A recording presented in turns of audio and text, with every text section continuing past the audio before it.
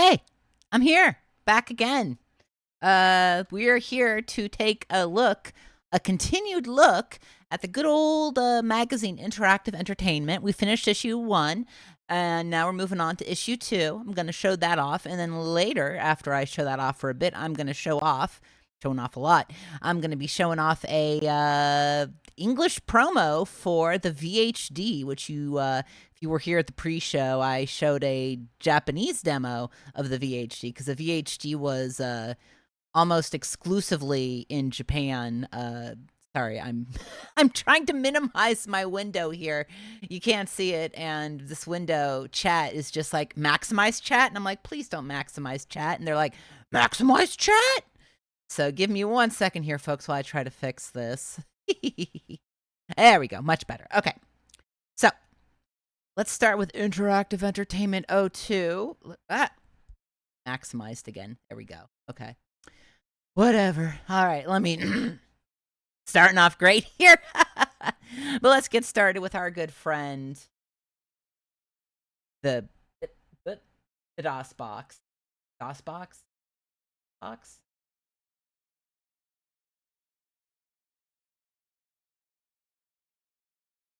I am so sorry, folks. I am having a hell of a time with my Windows today.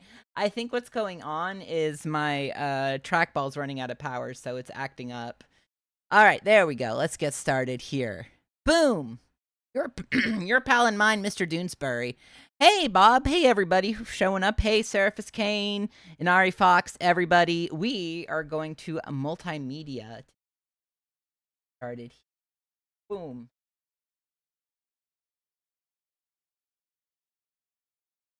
Yeah, buddy.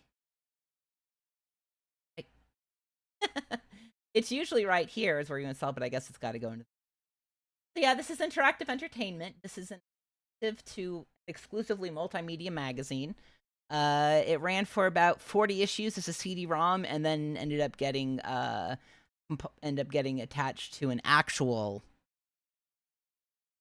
Oh, yeah. There we go. This is the future. This is Interactive Entertainment. It's Interactive Entertainment. Let me know again if the audio's too loud, too quiet, all that good stuff. But first, let's start with the news. What's new on CD-ROM? CD owners who enjoy adventure games can rejoice. That guy's getting eaten. Released on CD are Westwood Studios' Legend of Carandia 2, The Hand of Fate, and Dynamics Edition to the Rift War saga, Betrayal at Krondor. Each makes use of the vast space on the CD for complete digitized speech throughout. Betrayal at Krondor also includes a video for Windows interview with Ray Feist, creator of the Land of Midkemia, and a complete Windows-based hint guide. Ooh. Oh, the Broderbund EA merger is off. On May 2nd, Electronic Arts and Broderbund announced the termination of their agreement to merge. The board of directors of Broderbund concluded that recent changes in the trading prices of the companies left them in a position where the terms of the merger did not appropriately reflect the relative values of the companies. The merger agreement was then terminated by mutual consent when the companies were unable to agree on revised terms for the agreement. Okay. It's not good terms for the agreement, so they're not merging, folks. Trilobyte, the development team responsible for The Seventh Guest and its impending sequel, The 11th Hour, has announced plans to publish future titles under its own auspices. Upcoming releases under the Trilobyte label include its own auspices. An office politics game using computer-generated synthetic actors, expected in June 1995. A game with the working title of Castle, a puzzle-based game like computer-generated synthetic actors? Again, using synth actors due out in the third quarter of synth actors! And Project DNA, a techno-thriller in the style of The Thing and Predator, set in an experimental environmental station in Antarctica, which accidentally unearths a hostile life form which threatens to wipe out the station's inhabitants. The screenplay for Project DNA is being written by Matt Costello, author of Seventh Guest and 11th Hour, and it's expected to be released in late 1996. All right, Trilobyte, good luck. On a whingy and a prayer. Are there games in Windows' future? Microsoft thinks so. In fact, they're staking a lot on the bet that 40 million Windows users will convert to Windows 4.0, codenamed Chicago, when it's released in 1994. However, since Chicago will be a complete 32-bit operating system itself, it will not function with MS-DOS as Windows 3.1 does. To stimulate the development of games for the Windows platform, Microsoft has announced the development of WinG, which is both a set of software libraries and other tools designed to allow the development of superior games running under Chicago, and a game developer support program, including a CompuServe forum for the exchange of information and ideas. Okay, go exchanging phone and ideas, folks. What's in the Looking Glass Glass? Technologies, creators of Ooh. Origin's Ultima Underworld series and the forthcoming System Shock, have announced their intent to move from developer status into publishing. They cited a desire to have more creative control over their designs and to work on more experimental titles. Looking Glass will be producing one additional title for Origin before entering the publishing arena. Among the first games released under the Looking Glass label will be Flight Unlimited, a flight sim aimed at people who like to fly but not to shoot at things. Flight has the look and feel of a flight trainer and relies on an engine which actually models the effects of fluid dynamics of the surrounding air on the plane. You think that game was good? On the home system front, Chaos Studios, developers of Rock and Roll Racing, The Lost Vikings, Blackthorn, and The Death and Return of Superman, Never heard of them. by Davison and Associates and changed its name to Blizzard Entertainment. The company plans to announce several new titles to be published under the Blizzard name at the Summer CES in June. All right. Sierra's new products, new plan. The interesting news out of Core's Gold Look is at them that all. the Sierra family is no more. All products developed by Sierra Online and its affiliate labels, including Dynamics, Brightstar, and Cocktail Vision, will be marketed in the future under the Sierra name. Among those products are Capital Punishment, a spoof on our nation's leaders from the warped mind of Al Lowe, the creator of the Leisure Suit Larry series, CD releases of Dynamics' highly acclaimed flight sims Aces of the Pacific and Aces over Europe, as well as A10 and Red Baron on a single disc, and Football 95, the successor to Front Page Sports Football Pro. Okay. What's the VFX one? Fort Technologies, Whoa! developers of the Gravis Ultrasound, have announced that they will be producing virtual reality headgear targeting the PC market. Look. The VFX-1 is slated for release this fall in conjunction with the Cyberbat mouse. Estimated price for the VFX-1 is $1,000 and the Cyberbat $100 to $129. I want the Cyberbat. That's so cool. I want one. Hey, guess what? Guess who won the Cody Awards?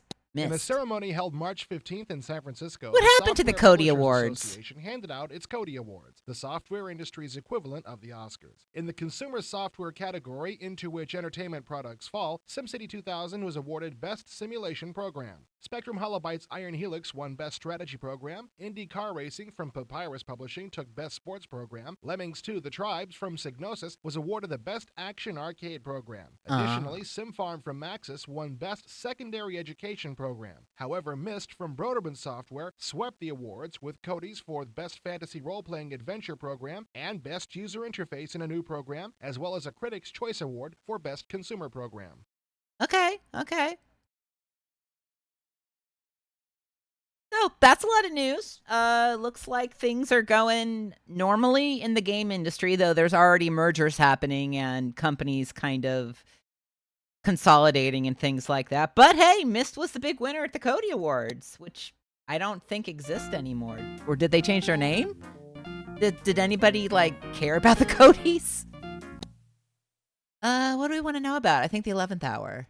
Seventh Guest was one of the first interactive adventure games to use rendered graphics. Trilobite pioneering efforts in the format set a new standard for the rest of the industry to follow. Now with the 11th Hour, the sequel to Seventh Guest, they're out there to show that they aren't content to rest on their laurels. The 11th Hour returns you to Stoff's mansion. As you enter the house, you can see that this isn't the same old place with a few cobwebs. The layout is the same, but the furniture has been strewn about, and this time the house seems to have a whole new spirit. The furniture's strewn about! I'm really all alone, with no one around to help me feeling. Trilobite has turned out the lights. You now carry a lantern with you wherever you go. Though this hides some of the Trilobite's beautifully rendered art, the spotlight effect is stunning. Okay, so the Codys still exist, but it's mostly about business educational stuff. Okay. This trend by once again using the work of the Fat Man, the Fat Man computer game music. Dubious though that claim might be, there's no denying that the score he's cooked up for 11th Hour adds immeasurably to the haunting and creepy atmosphere of the game. According to James Yokota of That's Trilobite, Tinker the game will Toys. feature in the neighborhood of 13 puzzles. That's just 6 Tinker of those Toy. puzzles will involve some form of artificial intelligence, as these were by far the most popular puzzles in the 7th Guest.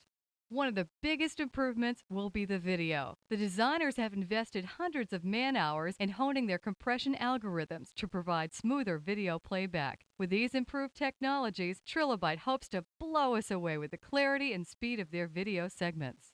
There will be 5 modules in 11th Hour. Cool spider. Scattered throughout each module will be several puzzles, culminating in one of the AI puzzles. Sort of a boss puzzle, if you will. This leaves one artificial intelligence puzzle, which Trilobite plans to just throw into a module somewhere. So is it Speaking of puzzles, not expect pronounced them to Trilobite? be challenging. Where many of the Hey, puzzles and be from welcome. 7th Guest were revamped looks at classic brain twisters, the ones I've seen before 11th Hour include some that are different from anything I've encountered before. If you like adventure games, get ready. 7th Guest was the first game to really show what CD could do, and the 11th Hour is the Whoa, ultimate excuse sequel to me? the ultimate game. With its excellent score, easy to use interface, challenging puzzles, and beefed up video playback, count on 11th Hour being one of the hottest releases of 1994. Wow, I wasn't expecting that. That's cool. 11th Hour, folks. Let's do one of these interactive interviews. Hey, Larry Holland. What are you working on right now? Well, I'm currently working on a very exciting project for the last year. It's the sequel to X-Wing called TIE Fighter. Ooh, TIE Fighter. That should be completed in the next couple of weeks. Be out in the store sometime in June.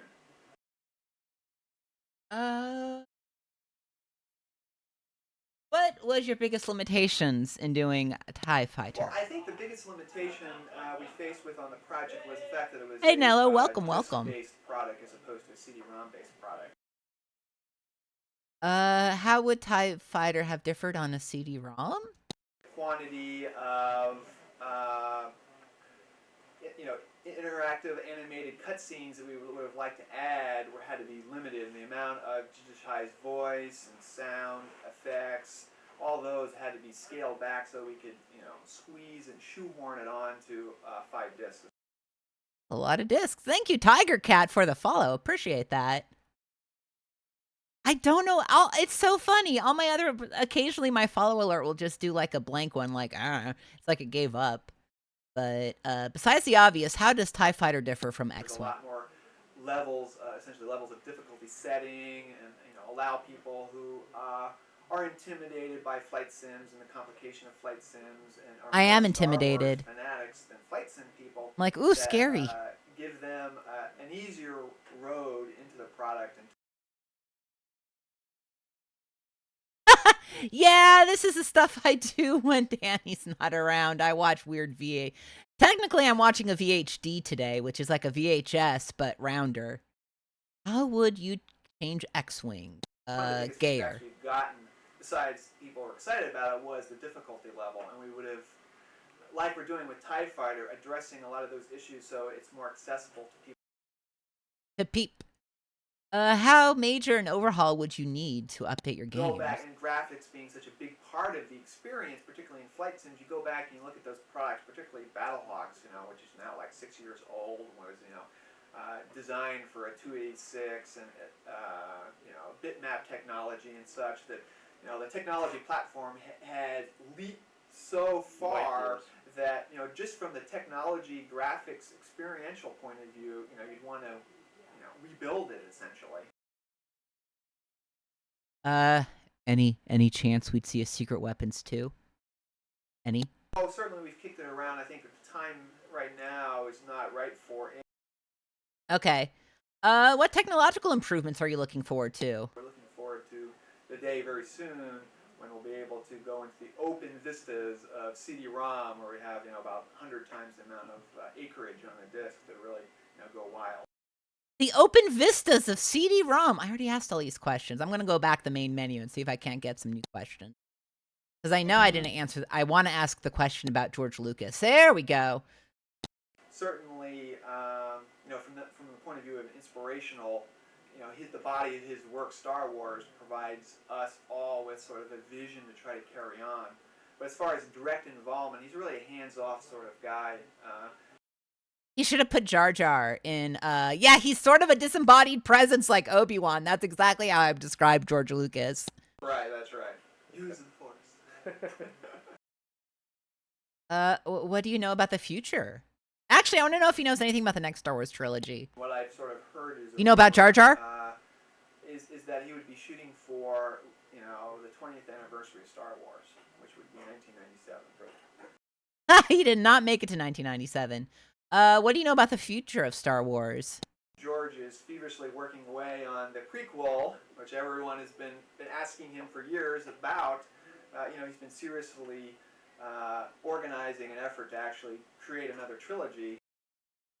Will you continue to do Star Wars related titles, or once Jar Jar gets here, are you a dead man? No doubt that this group will, with LucasArts, will want to carry on with whatever material that he generates and the further characters in the world that he creates. It will provide another tremendous rich opportunity to do more product. Are you working on anything else? I'm also doing some other projects that are outside the Star Wars universe. What can you tell me about your upcoming projects? I can't really tell you that much because they're still early on, but it's going to be something very different from a flight simulation even. It's actually going to be working with Microsoft, doing essentially a strategy type game. Okay. Actually, yeah, how did you get your start as a game designer? I started in the industry in 1983 and started on the Commodore 64 and VIC-20. They kind of have a special place in my heart. What were the first types of games you did? I started doing simulations back in the mid-'80s and worked. Ooh, simulations. Sorry, I shouldn't do that voice. In association with LucasArts. What are your most recent works? Most recently, in the past, I did X-Wing and Imperial Pursuit and B-Wing. The sort of prequels to TIE Fighter. Why did you form Oh, I can't pronounce it. I'm sorry, everybody. I know I used to know how to pronounce words. Why did you form Peregrine Software? One of the reasons why I sort of formed a group called Peregrine Software. Peregrine, close. That just actually got incorporated in January and starting to sort of organize itself to be able to do more projects than just that I myself am able to take part in. Okay. I actually think we already asked that question earlier, so I think we're good. We're good here. So we did all the questions. Let's move. Oh, that's not... Yeah. What else is featured? AD&D Al-Qadim. With Al-Qadim, SSI is only one title away from saying goodbye to its AD&D license. The series has been a mixed bag, but Al-Qadim is a strong game that gives me hopes for an excellent finish to the series. Al-Qadim is definitely not a standard SSI AD&D That's just game. Aladdin! Although the title may imply an RPG, this game has surprisingly few RPG elements, but I think it works anyway. Al-Qadim is a simple one-character That's the Aladdin game font, with arcade-like right? combat. Sort of like the adventure games you'd find in a cartridge system. It's very easy to get into, and I had a lot of fun playing it. If you're hoping that Al-Qadim will show you a new look, don't. It's almost identical to SSI's own safe. Dark Sun, except that Al-Qadim doesn't allow multi-character parties. It Ooh. makes up for this with larger characters and more detailed art. The Arabian setting is a nice change of pace from the standard, generic Tolkien medieval fantasy dungeon crawl. I like the interface, too. You use the mouse to move around and click on things to talk, pick up objects and attack, and so on. There are optional keyboard controls as well. The escape key pops up a menu to let you see your stats, check your inventory, and all the other standard functions. I like the way the game kept the screen uncluttered by information you don't need all the time.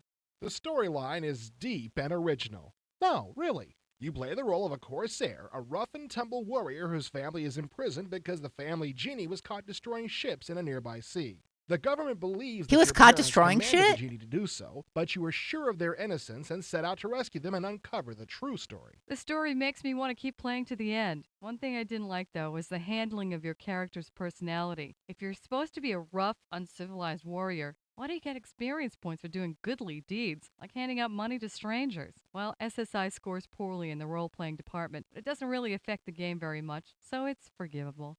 The I don't fighting know. system is very straightforward. Gruff The guys left can give mouse money to button or people. Enter key swings your scimitar. If you reach a high enough level, you get 3 moves that you can do with the sword by holding the button for the right amount of time. The right mouse button or spacebar fires your secondary weapon. A separate menu allows spell casting. All fighting is done in real time. Hardcore adventure and RPG players might not like the arcade-style combat, but I thought it was a lot better than the combat systems of most of SSI's other games. You're right that Combat her is different cadence than makes her any other Dennis Miller SSI coded. title, I'll give it that. But it's just arcade fighting. Yeah, this coming from someone who gets hot flashes at the mention of Fatal Fury. There's no strategy involved in it, though. Just attacking and running away. Strategy has never been a defining characteristic of SSI's combat engines. At least most of the combat areas have terrain that can be used to your advantage if you know where to retreat to and defend your position.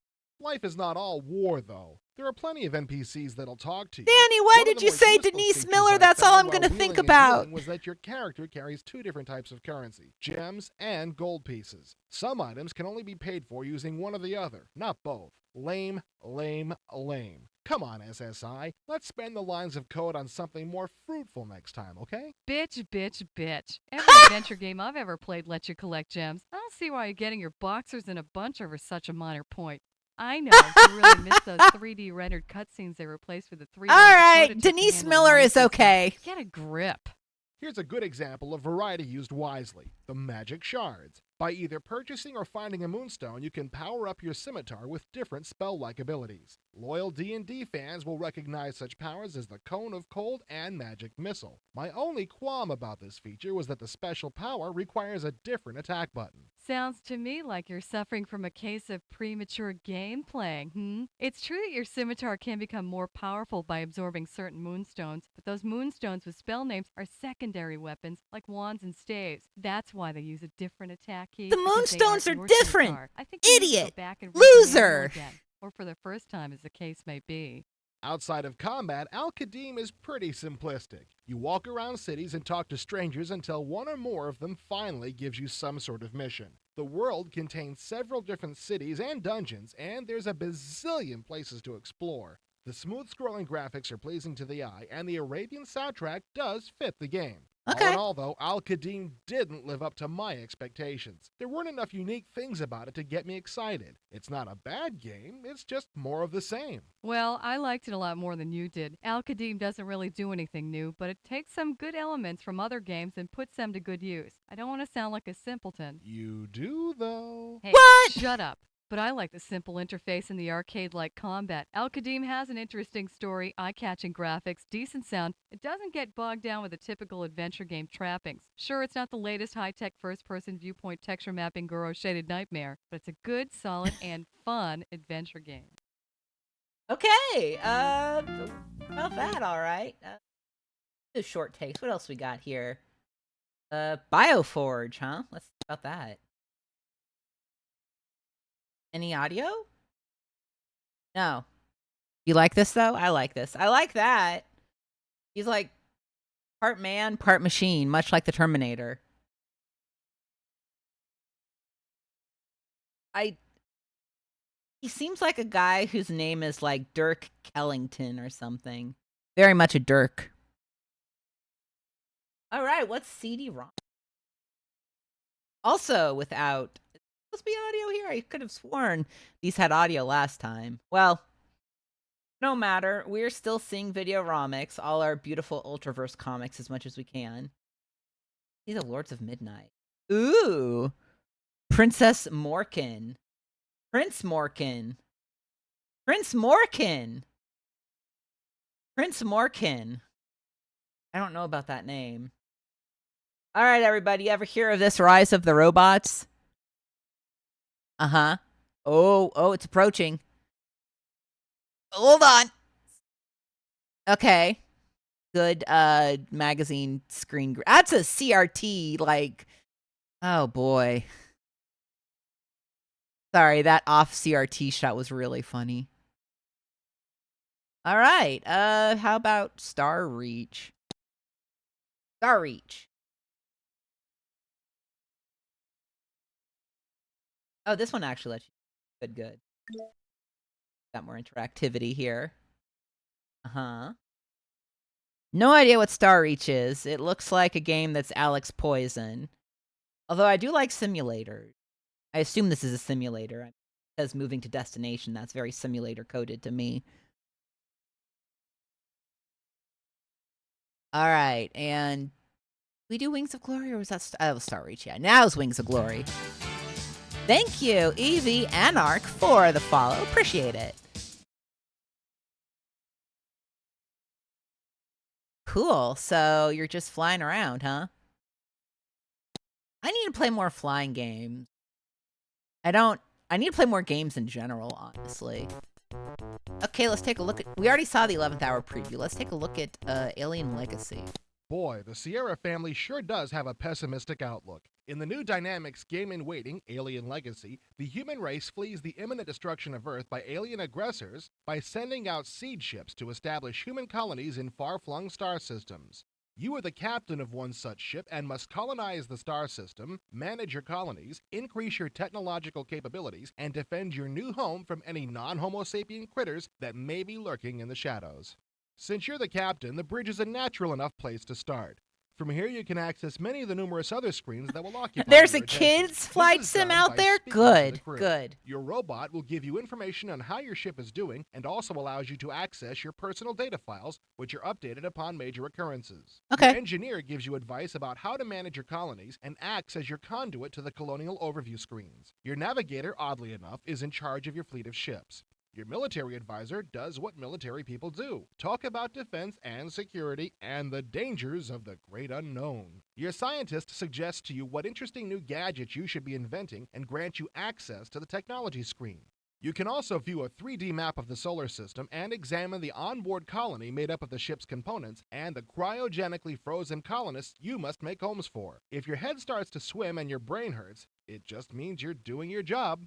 The easiest part No, of it the game means is the I need to management drink of your water. fleet. You start off with just a few small ships, but that will soon change. To use a ship, you select it, choose a mission type, destination, and pilot, which is usually a robot, launch away, and wait for its arrival. Relish the simplicity of this action. It's about the only easy decision you'll make in the game. Once you've established yourself either in orbit or on a planet's surface, an available ship can be sent to wander the surface by way of the Mercator map. This map has several uses: scanning for natural resources, establishing new colonies, scanning for habitable sites, that sort of thing. Okay. There's a lot going on I in always this like game, scanning. and this map is the key to getting the most out of your planets. This is what a colony looks like. Actually, it's what part of a colony looks like. When starting a colony, you first have to build its essential structures like residences, power plants, you know, the stuff that keeps colonists alive. You then add the extras like science labs that make the colony productive. Like any micromanagement system, you have to take great care to make sure that the colony is self-sufficient. If it isn't, you'd better have ample supplies elsewhere unless you want a bunch of scrap metal and asphyxiated humanoids where a productive community could have been. So now you've got some nice colonies started and you're exploring the rest of the system in the hope of finding cool stuff. I don't You want to alone find out cool there? stuff. Hell no, that would make things too easy. No matter how benevolent you try to be, there's always something out there that wants to turn your best laid plans to poop. Remember that military advisor? It's time to put that bad boy to good use. One of the coolest things a colony gets to do is exploit the planet it's on. Don't think of planets as delicate ecosystems to be appreciated for their natural beauty. Think of them as giant treasure chests filled with valuable ore, galactic gasohol, and Twinkies galore. Your ship can scan planets sector by sector, and then you get to cruise around picking up anything that looks useful. You can even arm your ship with weapons and fly around making nasty things go poof. Alien Legacy is a complex strategy game. Oh, that poof! avoids the I thought he trap of said being poop. I'm overly sorry. I'm complicated. sorry. As such, it's definitely the best game I've played so far this year. Whoa, It's very cool easy effect. to learn despite the large array of Whoa, tasks what you the? must undergo. This is largely Oh, due to oh, its interface, God! which makes jumping from screen to distant screen as easy as right-clicking your mouse. If you're looking for What's a with strong heads strategy exploding game this with elements of stream? mystery and adventure, keep your eyes peeled for Alien Legacy. I've never had so much fun being so busy. Let's check out a Battle Cruiser 3000 AD.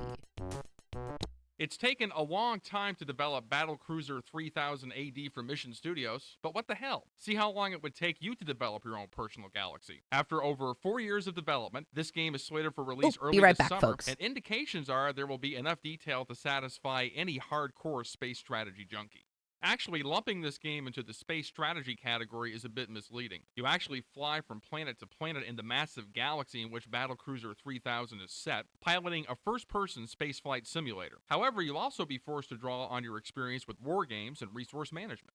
How massive a galaxy, you ask? Well, the different planets that you can visit fill up a 5 meg database. If it sounds as though this is the sort of game that you'll start knowing that you'll never reach the end, don't worry. According to designer Derek Smart, who we spoke to as he was putting the finishing touches on the game's design, you can play this game a couple of different ways.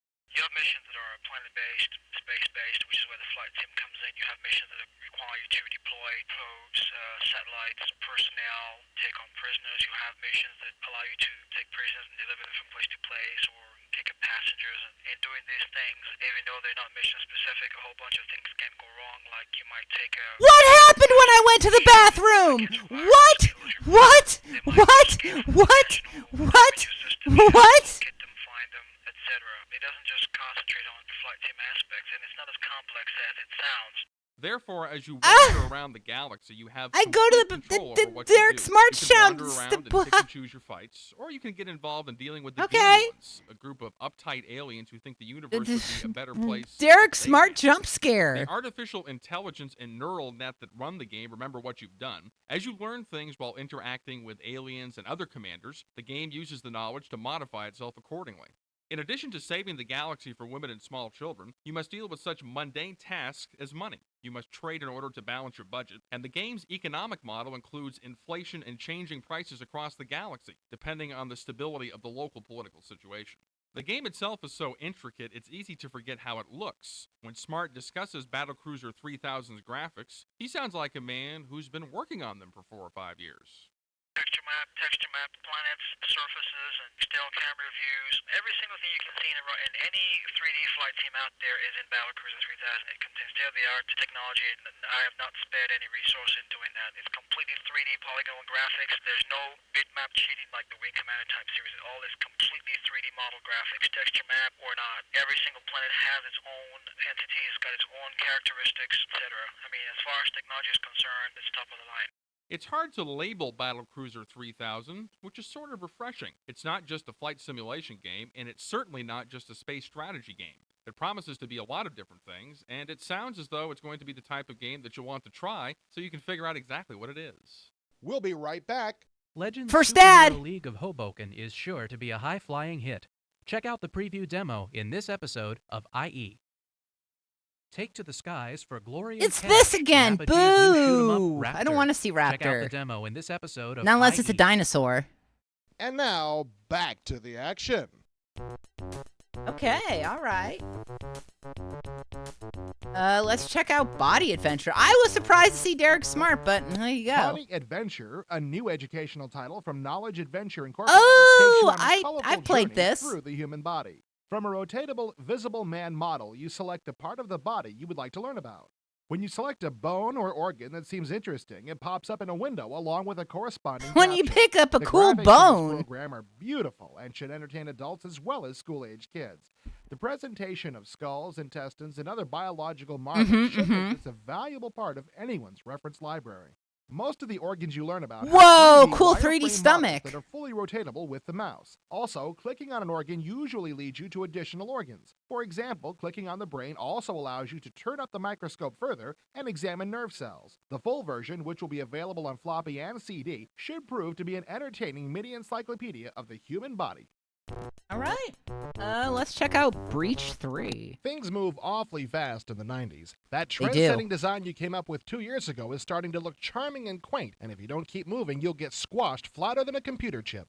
That leads us to Breach 3 from Omnitrend, a new look at a classic favorite scheduled for release by Impressions at the end of June. You're seeing this game because Breach 2 was very successful, but it had been out for a couple of years. Designers being designers, that provided an excuse to update the game using the latest technology. As before, the game Cool takes place gun. in the same universe featured in Rules of Engagement 2. The good guys, that's you, work for the Federated Worlds, while the forces of evil are backed by the United Democracy of Planets. Just to provide you with a challenge, the UDP is aligned with aliens. The biggest difference between Breach 3 and the older versions is in the gameplay. You're the squad leader in charge of a unit that can include up to 9 additional Marines. You can move your character around and give specific orders to any or all of your soldiers. Unlike its predecessor, Breach 3 takes place in real time. If you get completely overwhelmed and decide you need some time to think, however, you can pause the game. This lets you spend as much time as you need pondering how to extricate yourself from your present mess, then return to the action. Keep in mind, though, that certain actions require a certain period of time to be completed, whether you use the pause function I like or those not. bushes. If you notice one of your Marines about to be fragged by a grenade, you can pause the game, Cool stopping the bush. grenade in midair, and instruct the endangered soldier to run away. However, when you return to the action, the grenade will resume its flight, and you better hope your Marine's hobby is running track. Breach 3's interface is entirely mouse-based. The designers are using a streamlined version of the multi-function panels of Rules of Engagement 2. You can shift your view to any player by clicking on his picture in the communications panel. Status reports on all of the soldiers are available at all times, and you can call up the overview map at any time. Presently under construction, so to speak, is the way you control your Who's own this character. guy? The designers are trying to create an interface, somewhat like a Sierra game, that will allow you to click on destinations and change your character's task without having to go to a specific location. Oh, I've The more never missions done your a character fights, Grossology the game, better but I you'll want to get. play To win them. a game, you must successfully complete a campaign. You Look can at build that. your own campaign or use one already built into the Private game. The prospects for Drita? Breach I want to 3 know more look about Private extremely Drita. promising. It's based on games that have already proven themselves, and fans of the old Breach and Rules of Engagement releases should be eager to play their old favorites with a technology upgrade. Okay, Breach 3 looking good. What about the Dark Legions? If you like the strategic challenge of war games but are sick of tired tanks, boring bombers, and manuals that read like Ollie Nor's Guide to a Kinder, Gentler Totalitarian State, relief in the form of hordes of nasty fantasy creatures is soon to arrive. Okay, turned up the audio Dark a bit. Legions. Silicon Knight's newest contribution to SSI's catalog is a combined strategy and action Game? feast. There we Should go. be hitting the shelves in early summer. You get a break from the standard wargame units in Dark Legions. Here you build your army from wizards, illusionists, conjurers, orcs, berserkers, phantoms, trolls, seers, templars, water and fire elementals, thieves, vampires, wraiths, demons, and shapeshifters. In Cool. the age-old AD&D tradition, I'm each all of army type those. has its own list of stats, and each has at least one special power. So yes, even the lowly thief is useful. You create your army by buying creatures. As you might expect, you get to choose the size of your bankroll, but don't go crazy. Since your opponent gets to spend the same amount, you can also set the size of the map you'll play on. this was Silicon These Knights? two features Okay. combine to allow you to choose a quick game, an epic campaign, or something in the middle. I hope, however, that the final version of this game will let you know how much each unit will cost before you buy it. A terrain editor wouldn't exactly hurt either. The fighters themselves aren't the only weapons you can arm yourself with. Traps and rings can also be purchased to help you inflict pain and humiliation on your foe. Traps are invisible once placed and can do anything from teleporting an enemy halfway across the battlefield to driving them insane. Rings are distributed amongst your units to give them sizable bonuses in areas such as power and life rejuvenation. This is where most of the game is played. Players move their armies around the 3D battlefield in a manner any veteran of Battle Chess or Archon Ultra should be familiar with. A large overhead map is I also like available this to allow you guy to keep a track lot. of games played on large cool. battlefields. Naturally, terrain Wanna hang out, affects your bro? army's movement, and water is passable only by a water elemental. On this screen, the tactical battle will be fought, and you will quickly discover which characters are most useful in this phase of play. When one army piece is challenged by another, the game shifts to an overhead view for an arcade combat sequence. This is very similar to the fighting found in SSI's own Archon Ultra, except here, all the characters respond to your control. The combat is very well done, and you will quickly see that the most powerful characters on the tactical screen are about as intimidating as Michael Jackson in a brawl. The graphics and sound What? are captivating throughout the game. The characters are entertaining as they walk around the tactical screen, although they did move very slowly. What do you Luckily, these mean? animations can be toggled off. Certain special effects, like the Wizard's Ice Bolt, the Fire Elemental's Suicide Explosion, and the Conjurer's Summoning of Extra Forces, All are right. especially well done. After Okay. playing this version, I can't wait to get my hands on the finished game. With Dark Legions, it seems that SSI has cleaned up Archon Ultra's failings and given that game a second chance to live up to its potential. Hardcore wargamers are likely to be turned off by Dark Legion's arcade sequences, but it will be their loss. The game is very flexible, allowing you to play a quick monster mash or plan out a carefully managed war. Unless something gets cosmically screwed up between now and its release, count on Dark Legions to be one of the stars of 1990. So, I have never. Yeah, the Monster Mash thing. Wouldn't a Monster Mash strategy game be really cool? Like you're trying to run a party or something, and I you're like trying to to make play all the Doom monsters get probably along. more than most people. The trouble is, when I The play hell is late at night this? alone in my apartment, it gets kinda creepy. Soon there will be a game that will tackle the Doom style of gameplay in a more comedic manner. The Fortress of Dr. Radiaki will be released in September by Merit Software and promises to be more humorous than horrifying. Dr. Radiaki is being designed jointly by Gilbert Austin of Harvester and by the design team that developed Privateer for Origin. The game will feature standard trappings like light sourcing, Yeah, that's animated good. wall That's a good textures, lizard. and labyrinthine levels. Unlike Doom, the game will feature about 30 levels and will include some stunning animated cutscenes. Most Doom clones have been nothing but cheap knockoffs, but that can't be said about Dr. Radiaki. The monsters, all 27 of them, have been fully rendered in 3D Studio, making them far superior to Sir, anything looks yet like shit, seen in sir. a game of this type. It will be available in both floppy and CD versions, but the CD will be far superior, offering more frames of animation for all of the monsters. Dr. Radiaki is not a nice guy. He's trying to blackmail the United States and plans to release his horde of goofy but lethal creations upon an unready world. These mutated alligator men are just the tip of Radiaki's twisted iceberg. As with all the monsters, this alligator man hardly pixelizes at all, even when he's close enough to lick your pancreas. You'll never get to kill a samurai. They always seem to beat you to it. When you blast a samurai to the point where he's almost dead, he'll drop to his knees and impale Buy me dinner himself before you on lick his my own pancreas, sword. okay? Boy, some people take honor so seriously. Dr. Radiaki promises to have unhealthy amounts of sick humor, so those of us who find amusement in the violent deaths of others should have plenty to laugh about. Weren't you an extra in The Day the Earth Stood Still? It seems that Radiaki has decided to make monsters out of whatever happened to be lying around, and that included kitchen appliances. I haven't seen a more intimidating set of frying pans since the matricide scene in Carrie. When you finally kill this robot, you literally get toasted. And now for a word from our sponsors. With stunning rendered graphics and sound, including an original soundtrack by The Fat Man, The Fat CD-ROM Man. gamers were given a glimpse of things to come with The Seventh Guest. Now, Trilobite and Virgin cross yet another threshold of suspense as they take you back to Stoff's mansion to confront his evil legacy in the 11th hour. Check out the preview of this month's cover feature of IE. For a little taste of life in hell, bring a big gun and visit id's Doom. Okay. Check out the demo in this episode of IE. And now back to interactive entertainment. Although it's still far from a finished product, the Fortress of Dr. Radiaki looks to be a lighthearted but mightily impressive action game. With amazing 3D studio creatures, lots of animation, 30 levels of high-caliber fun, and three-dimensional Q-Sound stereo that's great. effects, Yeah, that's we're probably very looking at beta. the first good Doom-style game this year.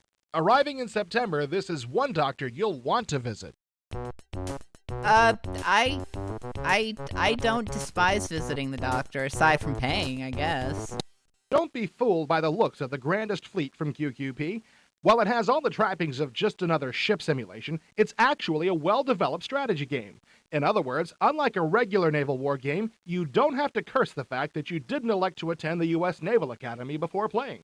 War games rank right below intestinal surgery on my list of favorite things to do. My Same. attitude is that if I'm smart enough to put myself in a position to blast my opponent's battleship to kingdom come, I'd prefer clicking a mouse button and letting the computer do the work, over going blind trying to decipher periscope screens Love to and blast gauges, my enemies. or wrestling with a joystick that looks as though its designer had a serious case of penis envy. The grandest fleet lets you command your flotilla with remarkable Sorry, ease I and haven't allows heard you the to term attack penis without envy breaking a since sweat. If you give up on this game 1999, quickly, it won't 2000. be because you're bored. That's a Aside from classic 9 of fixed battle maps, something. the game lets you put together your own randomly generated map. If you ever tire of fighting one battle at a time, you can move to a campaign which consists of 3 separate battles. Yeah, there are wow. also 21 difficulty levels, and you can play against a friend or the computer. And if you have a friend from out of town that you're dying to pummel, the I grandest fleet lets think you I do may battle need by to modem. tell my penis Once you've envy chosen a story. battle It's map and not anointed dirty. yourself It's as the not good guy, dirty you get into at the gameplay all. itself. The first thing you'll notice is that the water around each of the cities has an ugly-looking white border around it. I'm assuming this was someone's notion of what frothy waves look like, but they certainly would have been a lot better off using some sort of simple highlight. The froth is important because that's where you'll need to place your ships when you build them. It's also about the only design element I can give QQP a hard time about, because the rest of the game really looks great.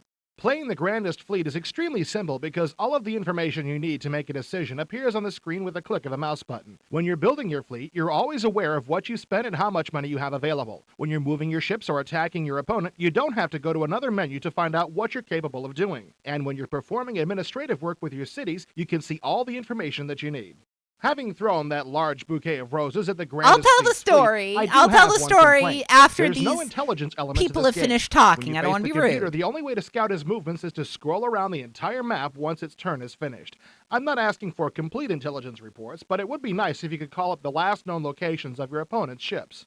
Beware of the lure of the naval warfare element of this game. It's easy to start feeling like the Commodore of the high seas, all the while forgetting that controlling cities is the key to success. The player with the most victory points at the end of the game wins, and the only way you can earn victory points is by controlling cities. You could put every ship your opponent owns on the ocean floor, but if he has more cities, or if his cities are bigger than yours, he's going to win even though he doesn't have a poop deck to stand on.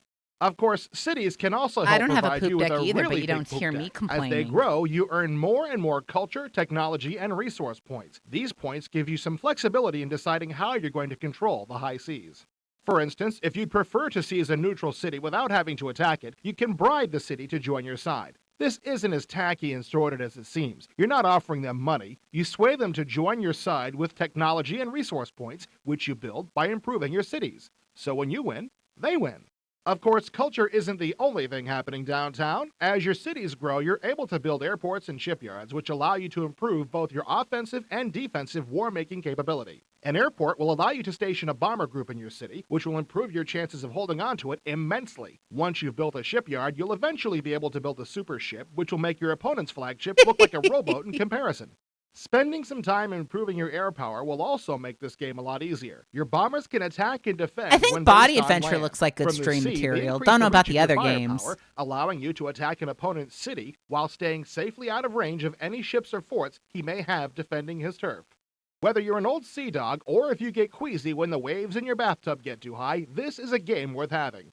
It stays true to its naval motif with its extremely simple game-playing design, but offers enough of a management challenge to satisfy the die-hard strategy game buff. Even if you're still a little confused over which is your port and which is your starboard, the grandest fleet from QQP is still a great way to sail the seven seas. Okay, what else do we have here? Ooh, we got quite a few. So, is there any more? I'm actually just... Okay, it's just 2 pages. Okay, we'll get to... I'll finish the second page in a sec, but first... I heard you wanted to hear about my penis envy story, so... I'll tell the penis envy story. It's either 1999 or 2000, and I'm in No, it's 2000, so yeah. It's the year 2000, I'm at Catholic school. Every year, we have a food drive at school where every class competes with one another to see who can bring the most food for the food pantry, because the church that the school is attached to ran a food pantry, right? So, fair enough, it's a nice friendly competition. Whoever wins, like, gets a pizza party or some shit like that. So, there are 2 religion classes that are kind of having a quote-unquote friendly competition with each other about who can raise the most. One is led by a lady who's been teaching religion class for a while, and then the other is led by the priest who was my enemy in Catholic school. He wasn't just my enemy, he was the enemy with a lot of my friends and stuff like that. He really, really sucked. I probably mentioned it before. Yeah, so he's competing with her, and he actually is ahead of her on the day before that they're going to do the final calculation of all the tallied food that they've donated and see who brought the most. And so the day comes when they're going to do a big tally. It's the final day, and the church, the literal church, the diocese, the deacon invited the freaking press there so he could have a big press thing about all this food that we've raised or whatever. So, at the last minute, the lady who was running the religion class who's competing with the priest I hate, she brings in a whole fuck ton of Campbell's soup and just blows past the priest, right? Like when it comes to food. And so she's bringing it all out and you know, and at the last minute he loses, right? The priest loses he loses his fucking mind over losing. It's so crazy. In front of the news, he starts screaming at her, calling her a word I'm not going to say, and claiming she has penis envy, and that the penis envy is taking over her, and that's the only reason she tried to do this kind of technique where she brought in more cans than him. It was embarrassing. For some reason, the news reporter didn't report about it because I guess that he thought it was funny that the priest was freaking out, but he went unhinged. He just went off on her. He didn't even get in trouble for it either. He stayed around at that school for a few more years until they kicked his ass out to make him go to Las Vegas for whatever reason. Yeah, so that was the last time I'd ever heard the term penis envy, was when the evil priest from my old Catholic high school was like, hey, I'm evil over here in front of the news. Yeah, no, he got removed by the time, long gone, but I was long gone by the time he got removed. He went to Vegas, and yeah. I wish I had it. This was before the day of smartphones. I would have, he was so mad about it too. I think about that a lot, like, because he was just, I think about that a lot when people are like, get really mad when you don't acknowledge that they've done something charitable or whatever. I just think of that priest freaking out, just, sorry. Anyways, that's what I think about when I think of penis envy, is I think of that priest being a huge jackass. No, the news reporter decided not to report on the priest saying that. I don't know why. I don't know why, but I would have. If I was a priest, I would have. If I was a news reporter, I would have totally reported on him. Okay, you want to know something funny? So the local news didn't report on him making a mockery of himself, saying penis envy, but I shit you not. When I was at Catholic school and I lost in the Catholic school spelling bee, it was the front page of the local section, because I lost on a really easy word and I made a really horrible face when I did it, and the guy snapped a great photo. And to be fair, the guy asked me, the photographer asked me if it was cool to use that photo, and I said yeah. He said, I'm so sorry, but that's the best face I've ever seen. And it was a really stupid face. And so yeah, it's so funny that like my embarrassment gets all over the news. Everyone has to know, but Mr. Priest says women have penis envy. Logan, yes, he was the priest. He was on People with AIM. He was on AOL Instant Messenger when people were asking if they could pray for their dying relatives. Yes. So yeah, the word that I lost on is going to be a secret because I don't want people to look up the newspaper and find it out. But it was a really easy word and it was very embarrassing. So that's my penis envy story. And yeah, the newspaper will report on my mistakes, but not the priest. There you fucking go. Anyways, next up, Jagged Alliance. Mercenaries are 1 often second, folks. well down the list of potential heroes in action strategy games. Instead, they are generally depicted as greedy, unwholesome characters with eye patches who seem tailor-made for you to blow away. We'll be right back. Take me out to the ball game. Front Page Sports Baseball is sure to be a hit with you at home. Check out the preview demo in this episode of IE. As the sun in SSI's AD&D series slowly sets in the west, role-playing takes on a new twist with Al-Qadim. In this fresh Arabian setting, you play the role of a corsair, a rough-and-tumble warrior whose family is imprisoned because the family genie was caught destroying ships in a nearby area. The government believes your parents commanded the genie, but you know otherwise and set out to rescue them and uncover the truth. Be sure to check out our review of Al-Qadim in this episode of IE. And now, back to interactive entertainment. That's not the case in Jagged Alliance. Currently in the final stages of development at Surtech, you have a cast of 60 mercenaries to choose from. And while these guns for hire will never be mistaken for missionaries, they are the key to winning the game. You've hired 8 warriors from this motley crew and shipped them to an island off the coast of South America, where an evil scientist is trying to hoard the supply of a sap that cures a rare children's disease. Since the trees that produce the sap don't reproduce themselves, it's not a real good idea to have a madman in control. Ian Curry, probably one not. of the game's designers, talked with IE about Jagged Alliance during a recent recording session in Montreal. These characters are very diverse.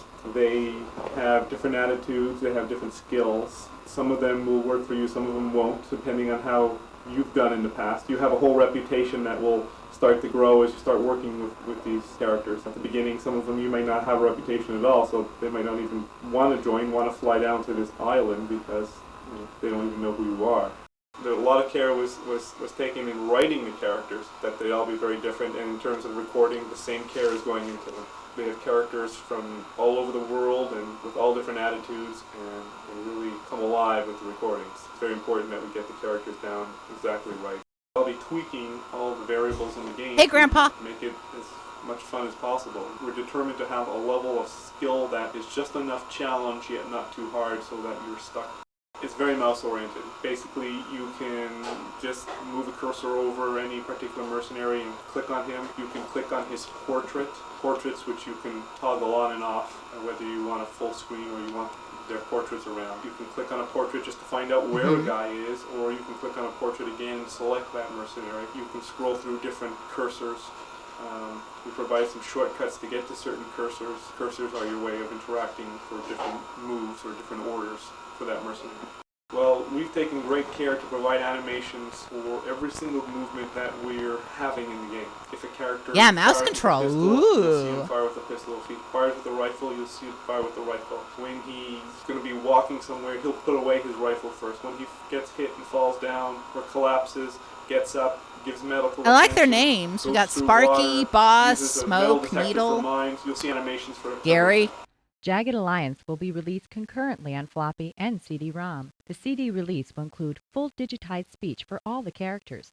Judging from the samples I heard at the Montreal recording session, the combination of gameplay and mercenaries with an attitude should Lady. make Jagged we go. Alliance extremely entertaining. For the game storyline, go to the pop-up menu and call up the full-text article. Okay, next up, Lords of the Realm. Your country's throne is empty, and you don't have any plans for the weekend, so you decide to go for it. Of course, there are at least 5 of your neighbors out there who all have the same idea. That's the premise of Lords of the Realm, a strategy game from Impressions that requires you to be both statesman and king.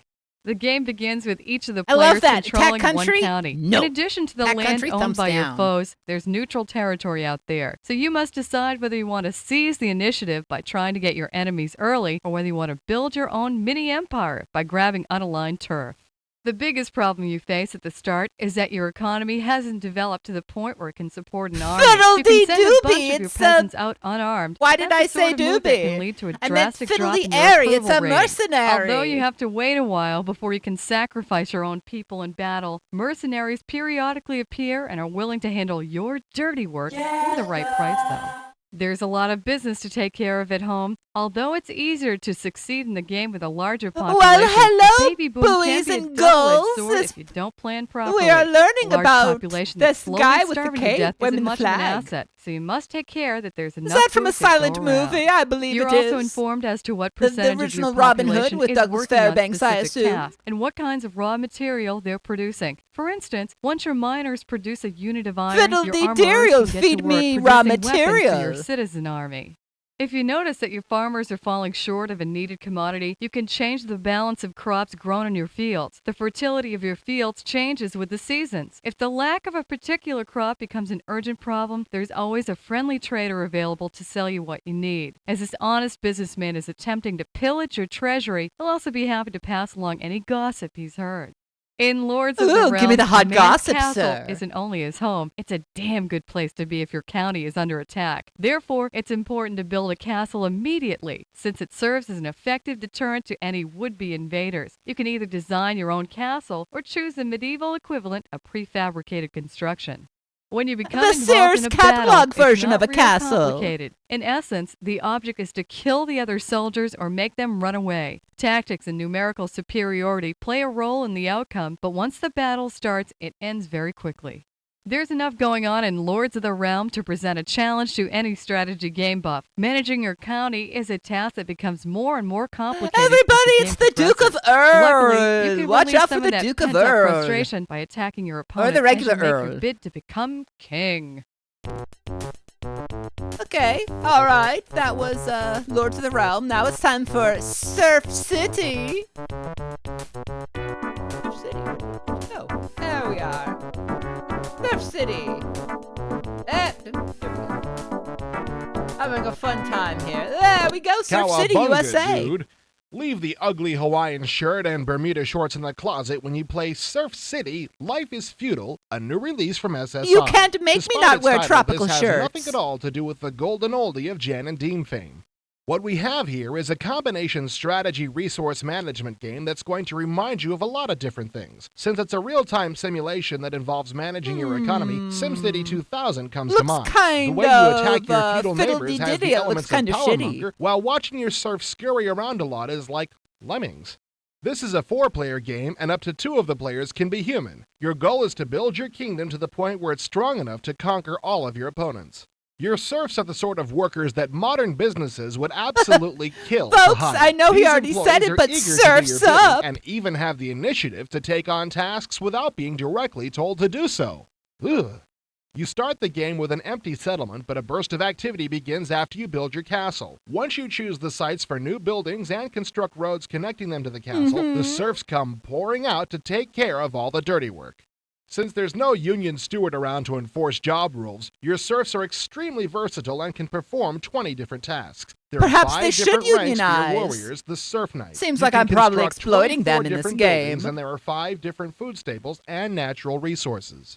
Building a proper infrastructure is extremely important in Surf City since the computer will automatically assign the serfs to complete whatever Fiddle-dee-buckster, assignment you you need give them. infrastructure. For instance, you must build a farm and provide places for a fisherman, a lumberjack, a quarryman, and a baker early in the game so you'll have the proper supplies to keep your settlement going. A menu bar provides a series of charts and graphs. You must keep track of your own progress and the progress of your enemies. A set of distribution menus also allows you to modify the production of your settlement.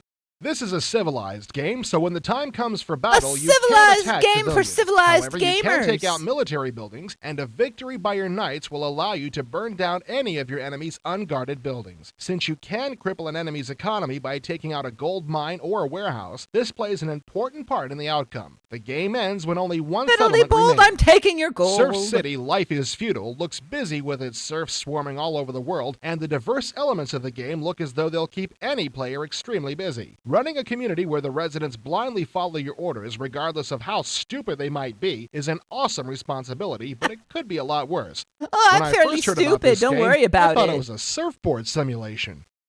Oh. Have any of you heard of this? What is this? System Shock?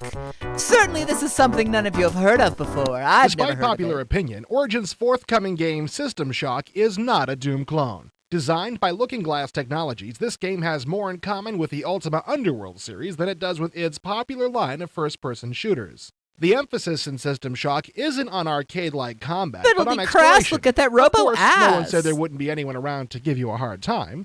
You are a hacker who is forced to do something to Shodan, an awesome AI computer controlling a space station called the Citadel. As payment for this favor, you are fitted with a neurojack that allows you to plug your brain directly into a computer network. And now for a word from our sponsors. Do you have what it takes to storm the Castle Lintamar and retrieve the mighty axe Camelcod? You don't have Nope, to go alone. I Take certainly 3 do not. companions to help in your quest. Fight off the mighty Taldors and practice a little medieval chemistry. It's up to you to lead your group of hardy adventurers in the search for Camelcod, the Axe of Power, and reunite the dwarves in Bloodstone from Minecraft. Not only is Bloodstone included free with this episode of Minecraft? IE, but we also give you helpful hints to Minecraft, fulfill mind. your quest. Be sure to Okay, check I out our was Bloodstone tutorial very under the hints and confused, tips very selection from the confused. table of contents. Delve into exciting dungeon action with Hex, Heresy of the Wizard, coming soon from Psygnosis. Check out the preview demo in this episode of IE. I like the guy in the helmet. And now, back to the action. This surgery, however, requires 6 months in cryogenic suspension. On awakening from this healing sleep, you discover that you are the only human being still alive and unchanged on the station. The entire station is now under Shodan's control, and it's turned the science station into a futuristic version of the Texas Chainsaw Massacre. Uh-oh. Shodan doesn't like people, and since you're a people, you can expect him to present a lethal challenge. Doesn't anybody in the future make a nice, well-adjusted beaver cleaver type computer system? The interface is awfully well implemented and is both powerful and remarkably easy to use. It takes the Ultima Underworld system and streamlines it to the point where it's amazingly comfortable. You can still walk by pointing the mouse at various points on the view screen, but I found the best technique I was going to say, your to use the fatigue keyboard levels are to high, drive, people. lean around corners, look down ramps, And with and that, so on. And the as mouse I have can handle fatigued you enough tasks as a like opening jester, I doors, shall picking be up back. objects, and shooting. You start the game Normal now. ill-equipped to face the dangers ahead, but before your first confrontation with one of Shodan's minions, you will find a nice cache of helpful items, including a nightstick. This isn't too effective on heavily armored robots, but if you Nightstick happen on across some robots, mutants just before finding a better weapon, you'll Keystone learn how Cop satisfying beating the bludgeoning robots. soft objects with a high-tech blunt instrument can be. There are plenty of creatures to keep you occupied.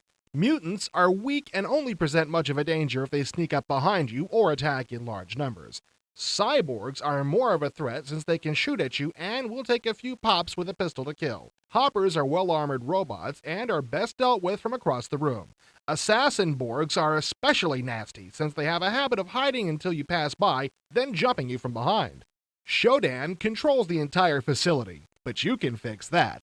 Okay. Security cameras are your enemies since they track your movements for Shodan. Destroy them and you weaken the computer's hold on some of the station's systems. You can also jack into cyberspace to increase your security clearance and open some previously impassable doors. If you stay online too long though, Shodan will pull the plug and your physical body will be in for some system shock of its own.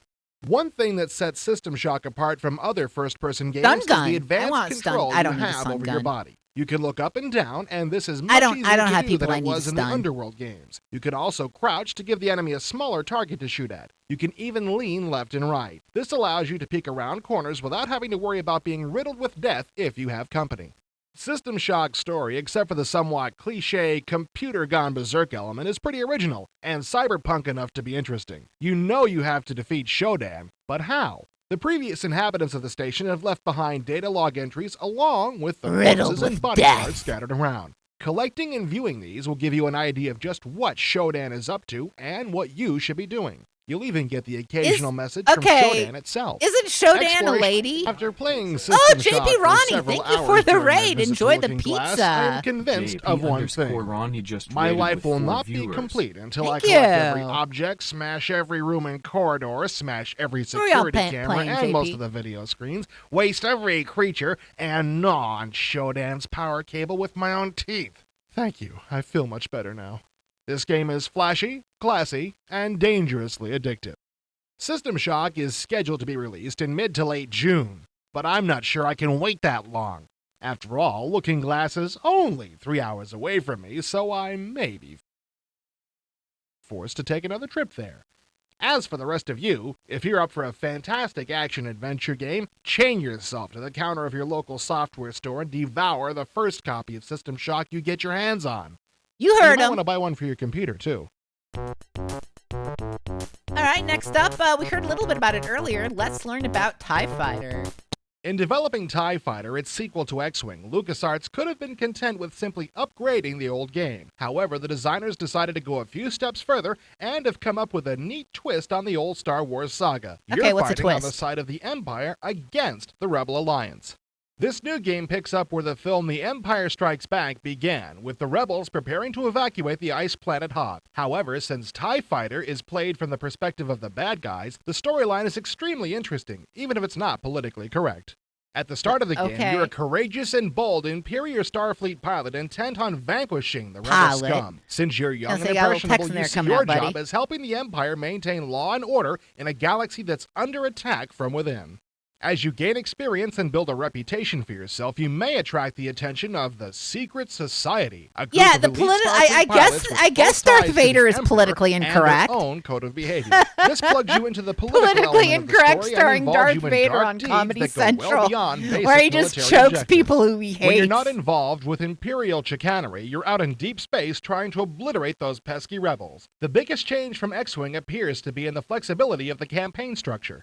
TIE Fighter has 7 separate battles, each consisting of a series of missions. The battles are divided into 3 tiers, 4 in the first, 2 in the second, and 1 in the third. If the rebels are kicking your ass and you decide it's time for a change, you can move from mission to mission within each battle, or from battle to battle within each tier. The mission briefing has also undergone some changes. Instead of reading screens of text, as was the case in X-Wing, TIE Fighter features Darth a Vader briefing was the room with original graphics canceled and a full-screen comedian. view of the tactical readout. You can ask the officer questions about the mission, and if you're a member of the secret society, a priest-like figure may also be available to discuss dirty deeds.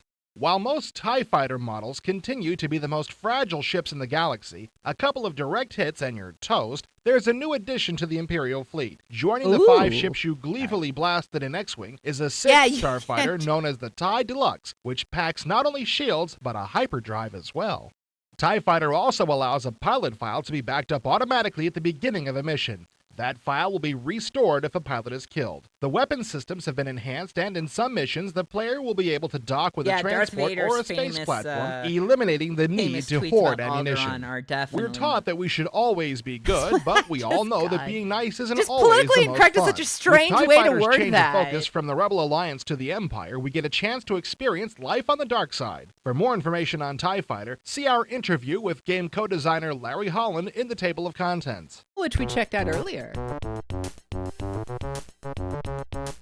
All right, next up is Wing Armada. I'm actually looking forward to making a harvester, but we got to eat our vegetables first. The Wing Commander Armada. In case you've lost count or can't remember that far back, Wing Armada is the 5th game in the Wing Commander series. Yeah, I was pretty surprised myself when I sat down and actually counted. That isn't counting the mission discs, but does include Privateer. The whole point to Wing Armada is the ability to play with other humans with a campaign mode and strategy game thrown in for good measure. This is Origin's first multiplayer head-to-head game, and it's obvious they wanted to get it right. Choosing battle mode, like any real Wing Commander player should, takes you to this menu. You can play by yourself, but what's the point? A better way to play is with a buddy using either a split-screen view or via modem. For the supreme Wing Commander experience, jump into the cockpit with up to 5 other players for some head-to-head dogfights across a network. There are 10 different ships to choose from, 5 Confederate I never and played 5 the Wing Commander Kilrathi. games This because I'm might not be into changed space in the final shooting, release, but even now I you like have a the furry nice variety of creatures. ships to choose from. Each has different performance characteristics and armament, offering advantages and disadvantages to choosing it. Of the 10 ships, 6 are entirely new, with 1 Confed and 1 Kilrathi ship, each coming from Privateer and Wing Academy. Armada's graphic engine is a preview of the forthcoming there's so many Wing 3 Wing engine, Commanders. and it is sweet. Each ship is adorned with beautiful colors and crisp detail, even at close ranges. A new and welcome graphic element is the activation of the shields when hit, appearing as a transparent blue sphere surrounding the target. This is a really, really cool addition. Another great new feature is the invisible cockpit. With it, all the cockpit details are switched off, giving you a full-screen view with necessary data supplied by superimposed HUDs. The music and sound effects are top-notch, from the screech of your guns firing to the thunderous roar of your target bursting into a ball of flame. When the game I is love released, hearing people you will also die, be able to record your own taunts to hurl at your opponent. Control is excellent. We played the game using a Flight Stick Pro and a Jet Stick from CH Products, as well as a weapons control system from Thrustmaster, and all performed well. The keyboard control for the split-screen mode wasn't all that good. However, due to keyboard conflicts, all that should be ironed out by the time Wing Armada hits the stores.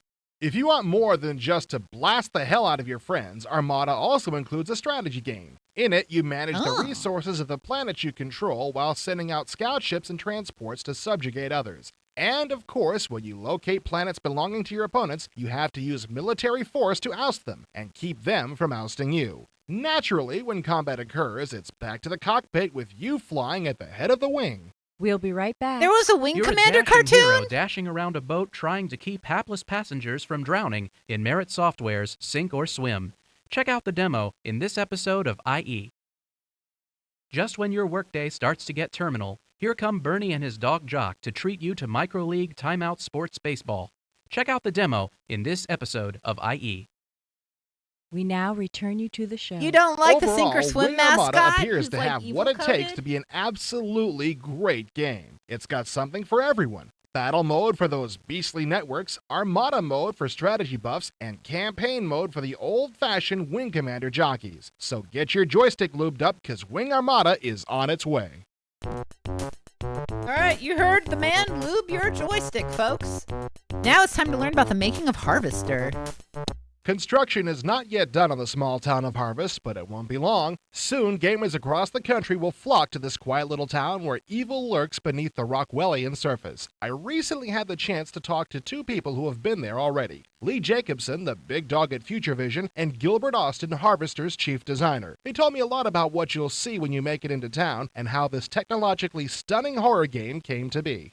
One of the first things people are likely to notice about Harvester is that it looks very different from most of the games on the market. One obvious difference is that the game runs in Super VGA. Also, the game was created using Lightwave instead of 3D Studio. The design team fell in love with Lightwave early in the project, largely because of the amazing lighting effects that it can produce. In a game designed to shock and disturb, effective lighting will provide a great deal of the eerie atmosphere. The characters in Harvest started out as real people. Great effort has been taken to ensure that people's movements are as realistic as possible. Actors were filmed using the Targa 2000 video system. This footage was then edited frame by frame. The actors' images were cut against a blue screen, touched up by hand to keep the SVGA pictures as crisp as possible, and then dropped into the animation system. Equal attention has been directed toward the combat sequences. Here, realistic movement was a top priority. The actors worked with a fight choreographer who taught them the various attack and defense moves associated with each of the game's 12 or so weapons. When you defeat a monster, you're able to deal it a Mortal Kombat-like death blow, which treats you to a highly graphic close-up view of the creature's demise. Obviously, this game is intended for an adult audience. The dramatic scenes in Harvester were first acted out by actors. These scenes were then captured by the Targa 2000 system and turned into Super VGA images. Backgrounds were added, and with some voiceovers, digital cinematography, and a little artistic license, they became part of the game. Okay. You wander the town of Harvest exploring, talking to people, and Never solving played puzzles to Harvester. unravel the Not mysteries really up of my the plot. alley, but I am Before long, curious. it becomes obvious that the place you will eventually be led I'm curious to about is the edgy Lodge, video game. an eerie building on the outskirts of town. Lightwave once again proves the striking lighting effects called lens flares that evoke an atmosphere of suspense, danger, and diabolical evil. The Lodge Folks, have you heard of consists these lens 3 levels flares? of 15 to Have 20 you? rooms each. Here, the game shifts to more combat-oriented play. As you progress through the Lodge, you face more and more powerful enemies. As the violence swells, your sense of normal reality is twisted. The moral ramifications of extreme graphic violence will be addressed as your character descends from normal life into a gruesome nightmare world. Harvester promises to be something unique in the world of computer gaming. Horror games have been released in the past, but they have all been very tame and not very frightening in the least. Gilbert Austin feels that it may not be This does possible look pretty to scare frightening. someone with a little character on a screen, but you can disturb them and plunge them into a more terrifying world. If you're in the mood to be disturbed, keep an eye out this summer for the portal to a small town where the monsters are real and nothing is as it seems. All right. Harvester seems pretty freaky. A freaky deaky game for freaky deeks.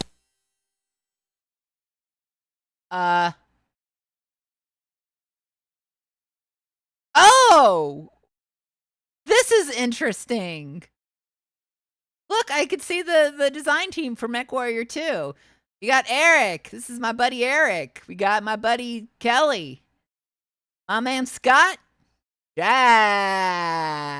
back. John, buddy, what's up? Joe, hey Joe, what do you know? You got Brian in the pool. Ken, Dan the man. Blair Wolf. All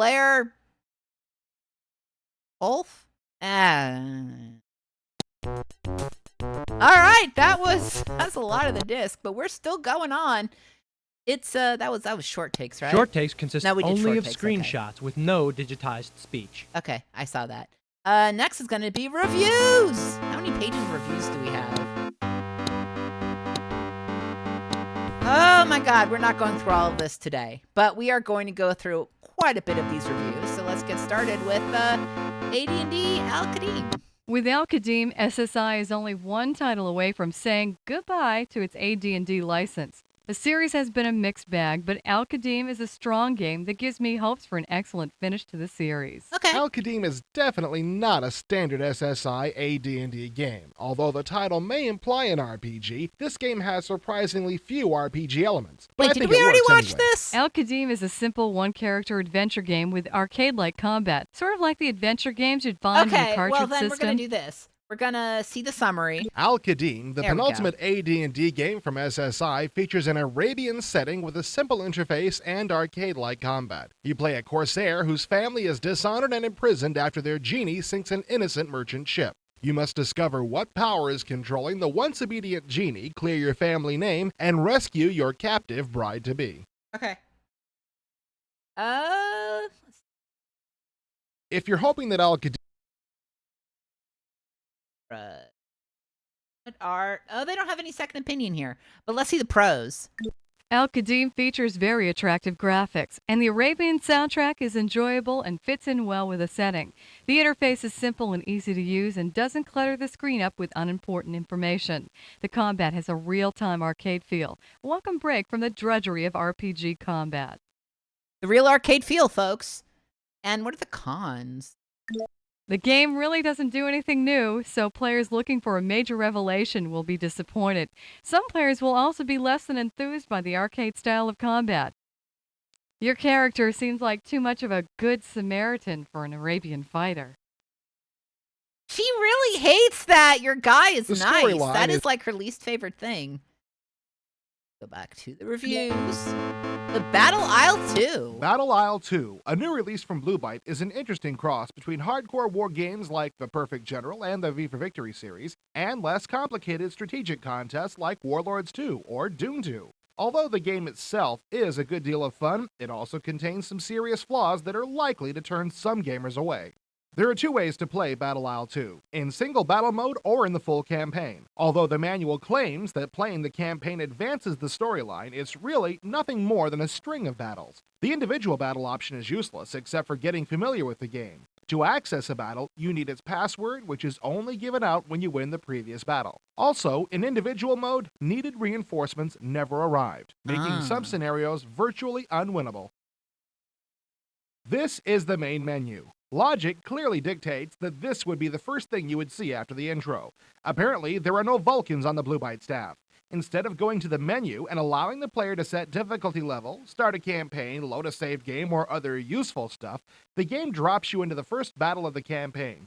I hate tried that. for several hours to figure out the reasoning behind this, and it still eludes me. If you can make it past the disorganized and poorly written manual, you'll find yourself in a very engrossing game. Bro In hates the addition to the manual. basic military movement and combat, you'll create trench and fortification networks, build and destroy roads and bridges, mine the land for valuable resources, perform reconnaissance, and a host of other operations that combine to make this a complex war game. The scenarios start out simple, and new operations and military units are added gradually, which is a good way to ease novices into the game. Movement is simple. Clicking on a unit with available movement defaults to movement commands. The screen will then gray out all areas except the positions on the hex map that piece can move to. If got your a chosen hex destination game. brings it within combat range of an enemy piece, the combat icon automatically pops up begging to be selected. Even though I'm convinced that the person who wrote that manual has never seen a mouse, basic deployment was easy to figure out. I wish I could say all aspects of the game are as easy to figure out. This screen showing the inner workings of one of my cities offers no clue as to what all the numbers and I like icons your represent. robots. They're all detailed in the manual, but some simple LGT on-screen battle text would robot? have made matters a whole That's lot easier. LGBT The battle manual robot. is You forgot often the quite B. vague, and that, combined with the lack of on-screen clarity, give this game a much steeper learning curve than it should have had. And now for a word from our sponsors.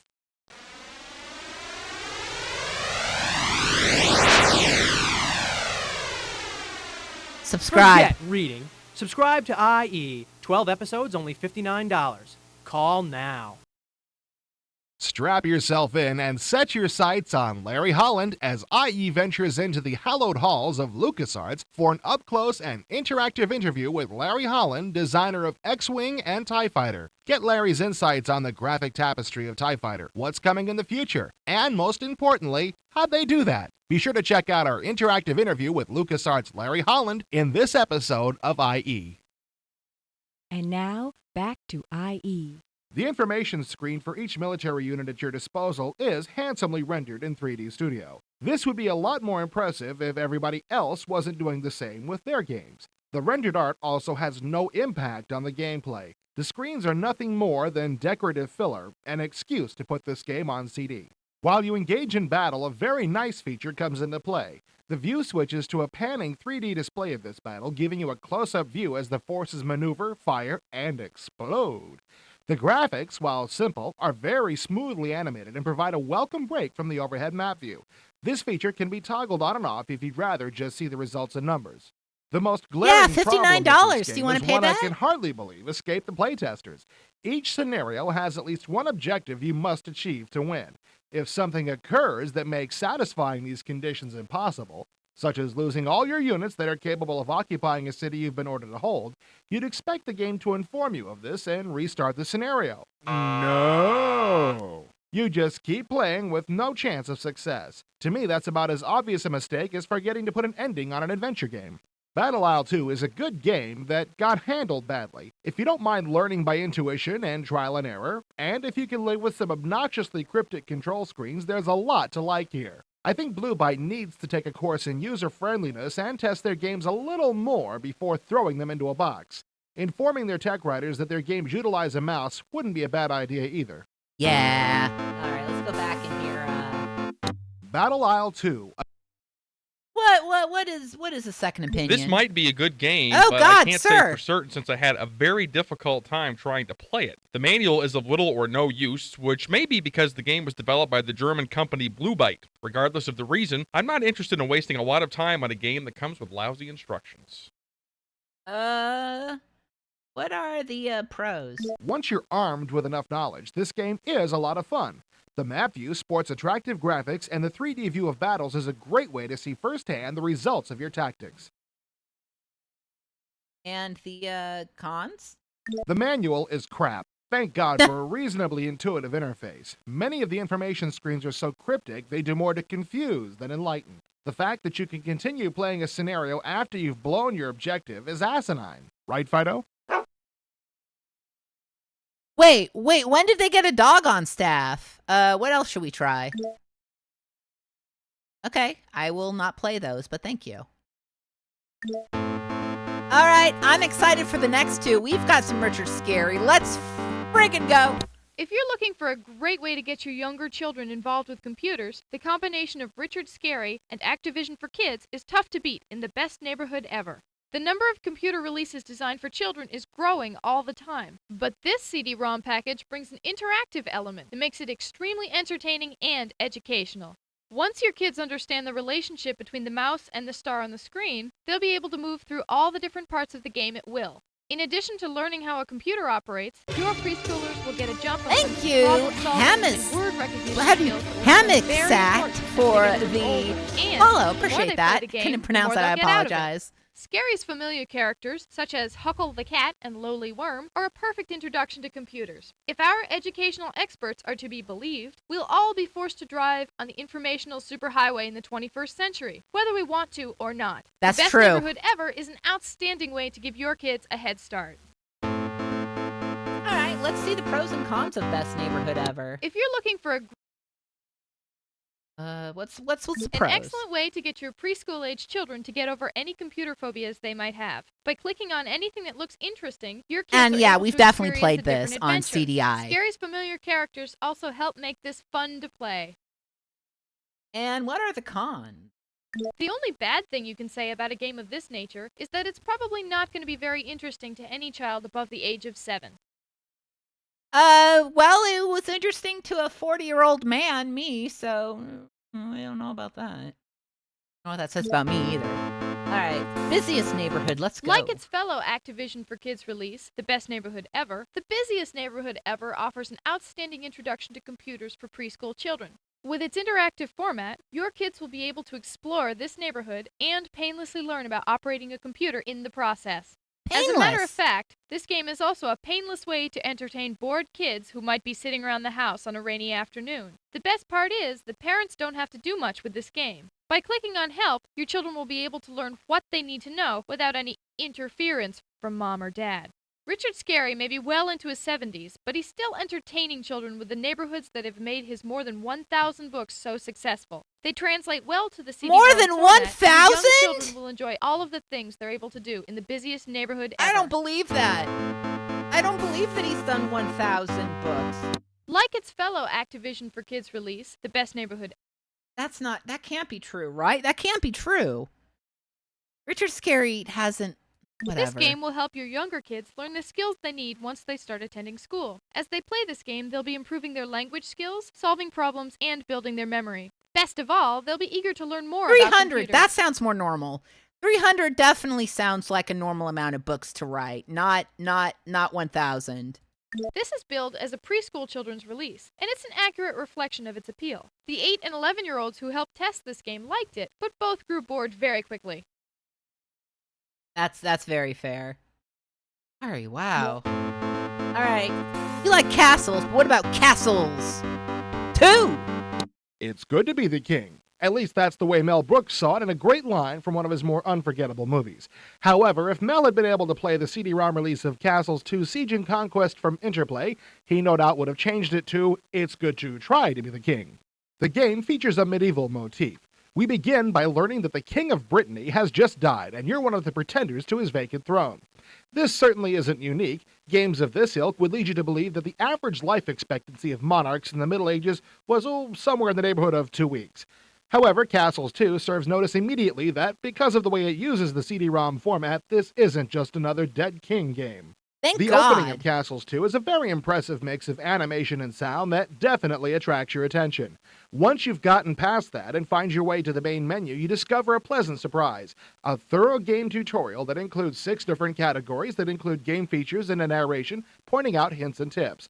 This is something that any company producing CD games should take a look at. Yeah, because it's an innovation games. that makes a great deal of sense. The opening menu also includes a section devoted to the castle you'll be building over the course of the game. But unless you're a serious historian or suffering from insomnia, you'll want to avoid this portion. The quality of the film clips describing the castles is marginal at best, and the audio accompanying the video clips is horrible. It's so choppy, it sounds as though the narrator has hiccups. A cynic would say this was included to fill up the space on the CD. Call me a cynic. Once Well, you're into I the game like the itself, you're multimedia vying stuff. with 4 other local lords, with the Pope looming as a very large presence. Since the Pope is the person who eventually decides whether or not you get a chance to sit on the vacant throne, it's very important to stay on his good side.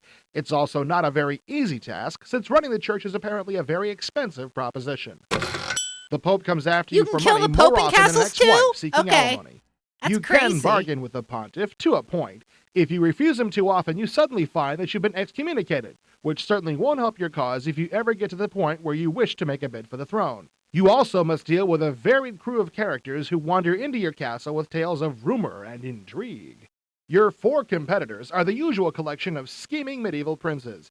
Since you can't fight a war on 4 fronts and expect to get anywhere, your best bet is to remain on good terms with 2 or 3 of your opponents while you work to lay waste to the others. Got it. You'll also be hearing from them on a regular basis, and your Oh, response look at can that range old from silent bribing them for movie admitting good terms screenshot. to Let's literally behead him. killing the messenger.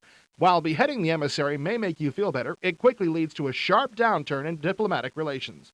The amount of time you spend dealing with these messages from your opponents is one of the annoying parts of this game. Castles 2 features a limited set of black and white film clips that look as though they were lifted from every bad B-movie circa 1940 or so. These clips run whenever you're come bargaining on. and It's become not that boring very bad. quickly. You can speed up the process by clicking the OK button, but you can't get rid of them entirely. Within your own lands, it's important to take care of business. You're constantly performing 3 tasks in this game: gathering commodities, raising and leading your armies, and negotiating and spying on your opponents. Your capacity to perform these duties will increase as the game goes on, and you should remain as busy as you can. We'll be right back after these messages. Do you have what it takes to storm the Castle Lintamar and retrieve the mighty axe Camelcod? You I don't already have told to go you, alone. no. Take 3 companions to help in your quest. Fight off the mighty Taldors and practice a little medieval chemistry. It's up to you to lead your group of hardy adventurers in the search for Camelcod, the Axe of Power, and reunite the dwarves in Bloodstone from Minecraft. Not only is Bloodstone included free with this episode of IE, but we also give you helpful hints to fulfill your quest. Be sure to check out our Bloodstone tutorial under the Hints and Tips section from the table of contents. Okay. Take me out to the ball game. It's back! Front page Sports baseball is sure to be a hit with you at home. Check out the preview demo in this episode of IE. And now, back to the action. The best way to secure the home front is to build castles in your territories. If you've always believed that a man's home is his castle, you can design your own place from the mode up. If castle contracting isn't in your blood, you can choose from a list of designs of real castles. If you're deeply interested in this sort of thing, or if you're having trouble falling asleep, their history is covered in numbing detail. Once you're secure in your own territory, you can concentrate like on when those things other are covered in bastards who numbing think detail. they would look Thank better you. carrying a scepter than you. The battles work on a pretty basic level. If you have more firepower than your opponent, you win. This equation is skewed somewhat if the territory you're attacking has a huge castle. Also, as time goes on, you can build a ballista, what I fondly call a big crossbow, a catapult, and a siege tower. These will definitely improve your chances of victory. If you do well in the game by winning your battles, pleasing the peasants, and staying off the Pope's hit list, your score increases. Once you've hit 7,000 points, you can ask I'm the always Pope to on the make you Pope's king. hit list. If you can remain above that point level for 4 to 5 computer months, the Pope will grant your request and you'll win the game. However, keep in mind that asking to be king is going to attract the attention of other pretenders, and they're going to do their level best to wipe you entirely off the map. This game is easy to play and has some pretty amusing elements. While I did whine about the old film clips a little earlier, some of them are actually pretty funny. For instance, it's always disheartening to a king when he learns that one of his saboteurs failed on a mission because he was eaten by a bear. And the narrator's British delivery is the closest thing I've heard to an Arthur Treacher's Fish and Chips commercial in a long time. Virtually all the commands are executed by pointing and clicking the mouse. And recognizing the fact that many of us have the patience of 5-year-olds, the designers allow you to speed up the game. The game begins on January 1st, 1312, and runs from that point at a relatively slow pace unless you hold down the right mouse button, which speeds up the game until you've completed a task or receive a message from an opponent. If you've always dreamed of being king, Castles 2 Siege and Conquest is a pretty good place to Ooh, try my for a rating pro. is Ratcatcher. The game's planning elements are logical, and including the Pope as one of the players in the game is an interesting innovation. Most strategy games are us versus them, but having the Pontiff as a neutral party who isn't afraid to throw his weight around is a nice touch. And you're not in the 20th century where your foes help you out after kicking your ass. This is the 1300s, where life's a bitch, and then you die. Well, life's a bitch and then you die in Castles too. But let's see the second opinion. The original Castles game by Interplay was interesting to say the least. Beyond building your castle, though, that was about it. With Castles 2 on CD, Interplay has changed the rules. The same old castle building engine is there, but this time there's a good strategy game wrapped around it. Castles 2 is a solid game all around, and the CD version has just the right multimedia touch. And what are the pros? Although you're asked to do a lot of different things in this game, run your own territories, bargain with the Pope and your opponents, spy on them and attack them, it's all pretty easy to handle because of the game's logical design and intelligent use of the CD-ROM format. And the cons? For some bizarre reason, Interplay felt it was necessary to include a lot of historical information on medieval castles with this release. This isn't really relevant to playing the game, but it could have been interesting, except that the video clips employed are very poorly done. All right, fair enough. They don't like the multimedia. I disagree. What else should we try if we like this? Castles, Heirs to the Throne, and Siege. That sounds about right, yeah. All right, next up is the Chaos Continuum, which I've never heard of. Lately, there has been an influx of rendered graphic adventure games into the CD-ROM market. Chaos Continuum is a recent example of this genre, and what it lacks in originality, it makes up for in sheer beauty. The Chaos in Chaos Continuum is a supercomputer in orbit above a colonized planet. It controls everything on the planet, helping the settlers in all sorts of tasks. Naturally, Chaos gets fed too many chemicals and goes berserk. Is it just me? Or does this sound an awful lot like 2001? Or for that matter, a CD-ROM magazine? The rendered graphics are gorgeous and the music is absolutely stunning. However, all this eye and ear candy demands a price in system resources. Chaos ran quite well on a Pentium with a triple-speed CD drive, but on anything else, it poked along slowly. Despite the not-so-original plot and the fact that the voice acting is a bit corny, Chaos Continuum's gameplay is decent. Oh If you yeah, don't I should like check out adventure the games, Also Chaos Try on the won't Richard make a Scary ones. convert of I you. missed But that. if you already are a fan of Journeyman and similar games, be sure and check it out. Before we go back, I want to see what the If you Also look- Try is for this. Let's see. What else should we try if we like this game? Toonland, the Putt Putt series, and Fatty Bear. Okay, those are actually pretty good recommendations. Let's see the other one. I bet it's going to be the same recommendations. Yep, Toonland, Putt Putt, and Fatty Bear. That's all you get if you're a Richard Scary freak. All right, let's check out Conspiracy. It's a shame that this review of Virgin's Conspiracy must be written in a shorter format, because it doesn't give me the time I need to express my disappointment with this CD-ROM game. The notion that you're an agent investigating corruption in the KGB just before the 1991 Russian coup is a great one that fails miserably once you start playing the game. No! There's nothing wrong with a game being difficult, but somewhere along the way, designers need to reward you for your perseverance. That doesn't happen here, where you find yourself at what appears to be a dead end a mere 15 minutes or so into the game. My personal highlight came when I discovered an option that allowed me to ask Sutherland, portraying my dead father with a passable Russian accent, for more detailed help. Once I made the change, Sutherland went from needing one sentence to tell me I was completely off base, to using 2 lines to restate the obvious.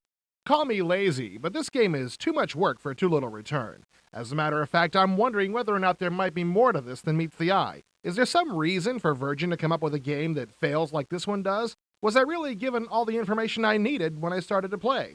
Is Oliver Stone anywhere in the building? Sounds like a conspiracy to me. Alright, I missed out on the Chaos Continuum's pros and cons. Let's see that real quick. Chaos Continuum has great music along with beautifully rendered graphics. The Chaos in Chaos Continuum is a supercomputer in orbit above a colonized planet. It controls everything on the planet. Wait, you didn't... Okay, what are the cons? The voices are just awful. If you have a less than perfect system, you'd better bring something else to do while you wait for the access time. Okay, did anybody back in the day have a book by their computer that they would read while they were bored because it would take so long for like the modem and everything to load? I did, and the book I had was Dave Barry's Guide to the Internet or whatever the hell it was called, and that is why I'm a messed up freak. All right, let's check out the Conspiracy pros. Donald Sutherland is given feature billing on the CD-ROM release, and he does a good job playing the deceased father of our hero, who magically appears from beyond the grave to dispense advice. He even musters a fairly convincing Russian accent. There's nothing wrong with... And what are the cons? There's difficult, and then there's so obscure and aggravating that you quickly reach the point that you don't care anymore. This game falls into the it was latter Dave Barry category in since there's cyberspace. no apparent solution to the first roadblock you run into, and no apparent help available from within the game. Sorry, guys. What? Why did you fart, dude?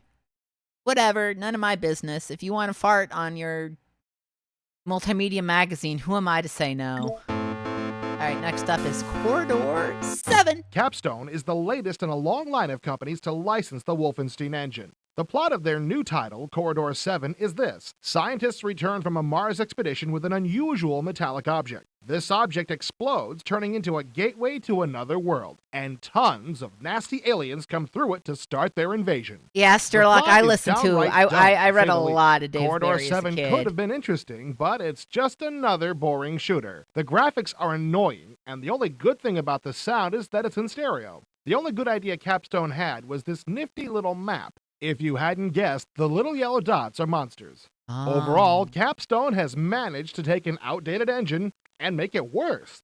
Corridor 7 is unusually hard with ordinary old mindless gameplay. I'm not saying that Doom is mindless, but at least it's Lynx, fun. I remember that too! It was I'd be so glad to give weird! Capstone a little friendly advice.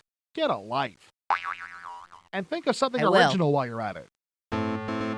Yeah, I also remember where in the Dave Barry cyberspace book, there's like a really long thing about cheating on your spouse with email. It was really strange.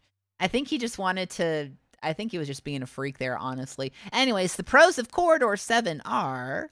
One good thing about Corridor 7 is the stereo sound. Also, the controls are just like Doom and Wolfenstein, so if you've played those games, you'll have no trouble getting into Corridor 7 quickly. And the cons? The graphics are average at best, the sound effects are awful, and the plot is just plain stupid. Okay, plot is stupid. Got it.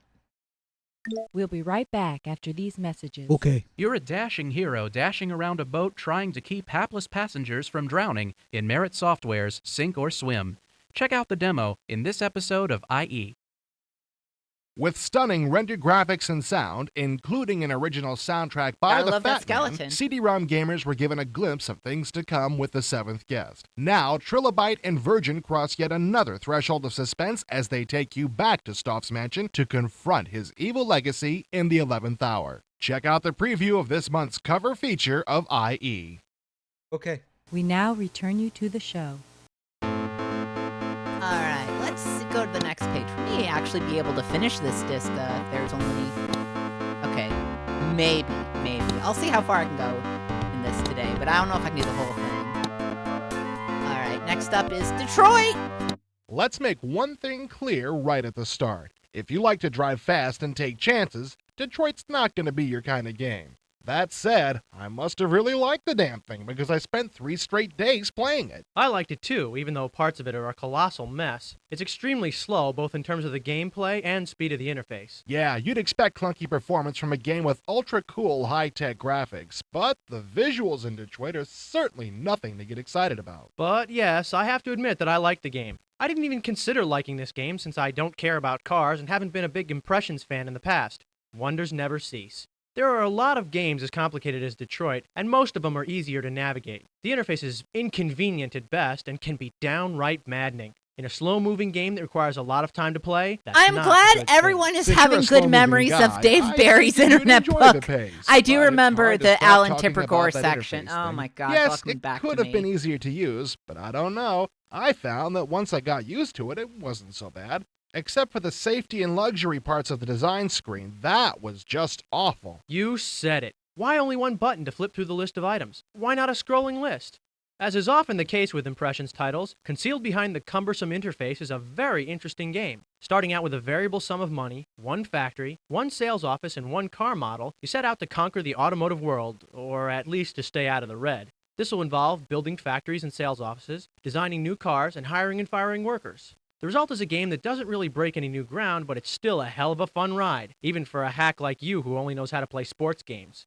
I think what I liked most about this game was the immediate impact of your decisions. If you did I your wanna make homework, unsafe build a great cars. car and marketed it properly. The Pinto rewards were my 2.0. favorite kind. Large and immediate. Of course, if you misjudged the market and squeezed out a lemon, your next step was a phone call to your friendly banker. Location is definitely important, but since you learned that from personal experience, I'll let you explain how that works. Just because a guy is smart enough to edit a CD mag, it doesn't mean he knows squat about the automobile market in France circa 1908. Hey, editor boy, when was the last time you saw a Hey, 90-year-old editor Frenchman tooling boy! around in a DeLorean? Yeah, I thought so. That's pretty funny. Hey, you know how many cars you can sell in Northern Europe in 1908? You can almost count them on the fingers of no hands. I'm not really sure why this game even has markets outside America. The other countries have little or no demand for your product, at least as far into the game as we've managed to get. It takes a little while to learn the fine points, but the game is tons of fun once you get the hang of it. For instance, the first time I built a new model, I advertised it, built it, and set up distribution, but forgot to put a price on it. Did you know you don't make much money from a car that doesn't have a sticker price? In spite of its flaws, I can't should help do but that. like Detroit. A lot. I could sit here and whine all day about the cumbersome interface, how you can't start in different time periods, and a host of other complaints, but the fact remains that Detroit delivers a lot more fun than most games I've played in the past few months. Since I sit near you in the office, your whining should have bothered me. However, I was bleating too loudly myself to pay attention. Well, you whine about every game you play, so I just consider it white noise by now. My theory is that we aren't meant to have total unconditional fun, which is why we must suffer through Detroit. It's a lot like having a Porsche engine purring under the hood of your Subaru. I hear that's about the only problem you don't have. Oh, bite me. Have you noticed that the reviewers are sassier to each other in this one? They're very, very sassy this issue. They are just biting. I love it. The business simulation portion of this game really works. If you plan properly, you can take 2 vacations a year. If you make a mistake or two, pick out that street corner in downtown Detroit for a permanent vacation location. And the cons? The interface is an absolute mess. Building cars is a complicated business, but if I actually owned an automobile company and my design department presented me with this complicated a structure to keep track of things, I'd fire them en masse. And what else should we try if we like this game? Airbucks, never heard of it. Rags to Riches, I think I've heard of. Capitalist Pig. Has anyone here heard of Capitalist Pig? Anyone? Anyone a Capitalist Pig freak? Okay. Next up, Disciples of Steel. With all the emphasis on graphic beauty these days, many small game companies can't compete with the incredible demand for heavy-duty graphics. Instead, such companies make their mark by doing what they know best: games with excellent and involving gameplay. Disciples of Steel happens to be one of those games. I True, love the Disciples purple won't win any room. Oh my awards god, for the its purple intuitive graphic dungeon. engine, but beauty is in the eye of the beholder. As you enter the game, you're treated to a pleasant introduction of the plot of Disciples in Steel. The graphics are awful, but the storyline isn't bad.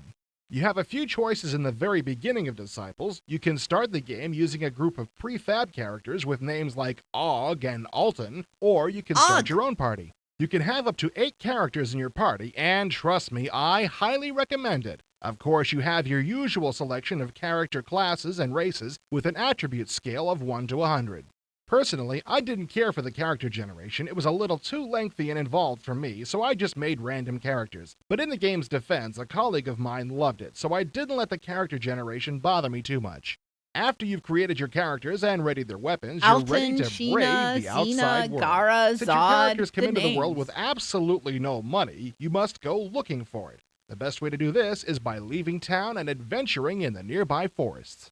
Be careful not to venture too far away from the town, for once you get into a battle, you'll need a place to go back and rest up. Unfortunately, I found the first few battles incredibly hard. I died a few times more than I should have, leaving me deeply in hate with the combat system. Fortunately, I was finally victorious in one battle, giving me the equipment and know-how Why I are needed you for my wearing future battles. underwear? The combat system for Disciples of Steel is a Why? lot like Why those is of the he- SSI Goldbox series and Minecraft's That's what you wear Magic when you Candle hang out series. on the Each couch character alone has when a your wife's certain number of gone. movement points. Taking an That's action not how such you- as moving, that's- attacking, or casting that's a not a spell warrior's costs garb. some of these movement points. One nice option, is though, not is a the ability warrior's to take a diaper. round and aim, increasing the probability of scoring a hit considerably. This adds a little extra strategy to the game, and what was finally let me actually win a battle. Overall, I enjoyed Disciples of Steel quite a bit. I'm not saying you should rush right out and buy this game, but if you're into role-playing games and you don't mind out-of-date graphics, Disciples of Steel is the right game for you. Okay. Disciples of Steel sounding pretty good. With all Let's, no second opinion on this bad boy, but let's hear the pros. the story is pretty good, and combat is really the best part of the game, as it should be. And what are the cons? Of course, there's the ancient graphics, and the inventory system is pretty clunky. Okay, and what else should we try? Magic Candle series, Eye of the Beholder, and of course, our friend Ultima. Okay, give those games a shot. Hey, Dune! Already a I've heard of best-selling this. book and a popular cult movie, it seemed inevitable that Dune should be licensed by a video game developer. Westwood Studios' immensely popular Dune 2 for the PC is now available for the Sega Genesis as Dune. The only difference is the interface, which had to be simplified for that 3-button Genesis control pad. In Dune, you choose one of 3 houses to Cool. represent. To advance the cause of your clan, you must mine and refine spice to earn credits while you attack or defend against rival houses. Gameplay is mission-oriented. As you complete each mission, you receive a password and advance to the next. Even though the progression in mission difficulty is well done, I would have preferred a campaign mode. Luckily, unlike many Genesis games, the passwords are easy to enter. Dune is extremely easy to learn and comes with a simple on-screen tutorial. Hardcore do like strategy easy gamers might passwords. find Dune a little simple, but for most people, Dune is a great balance of tactical fighting with some money management thrown in for good measure. All right.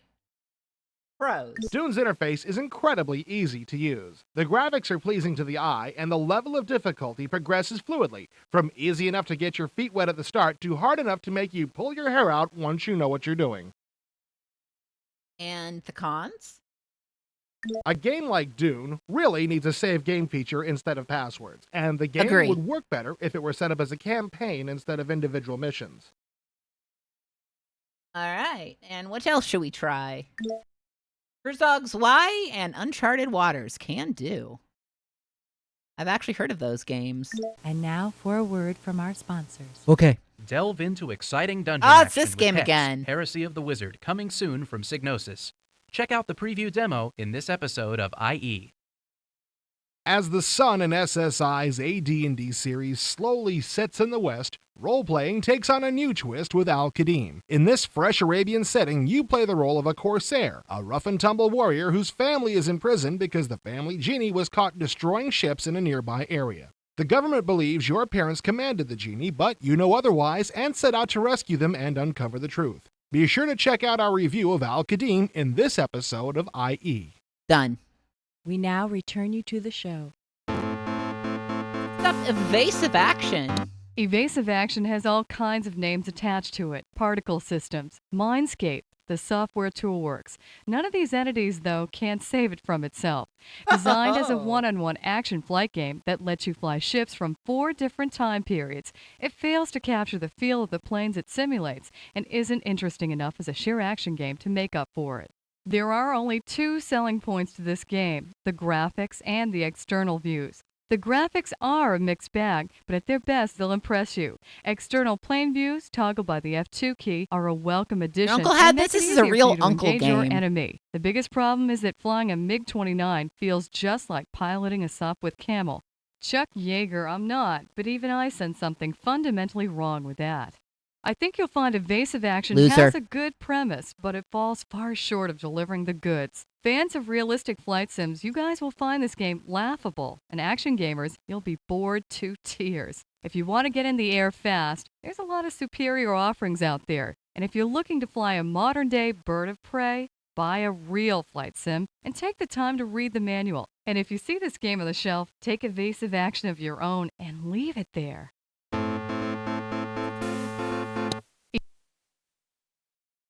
What are the pros? The premise of an action flight game that allows you to choose the period you fly in is a good idea. The graphics aren't always great, but they are often very pretty. The external flight views are very helpful, both in targeting your enemy and in seeing how your plane responds to your controls. And the cons? The sound is primitive to say the least. The only planes that feel much different from all those others are the starfighters. This game is nowhere near detailed enough for a flight sim junkie and doesn't offer intense enough action for a wing commander vet. All right, if you're a junkie or a vet, this game is not for you. What else should we try? Wing Commander, Pacific Strike, and their finest hour, the Battle of Britain.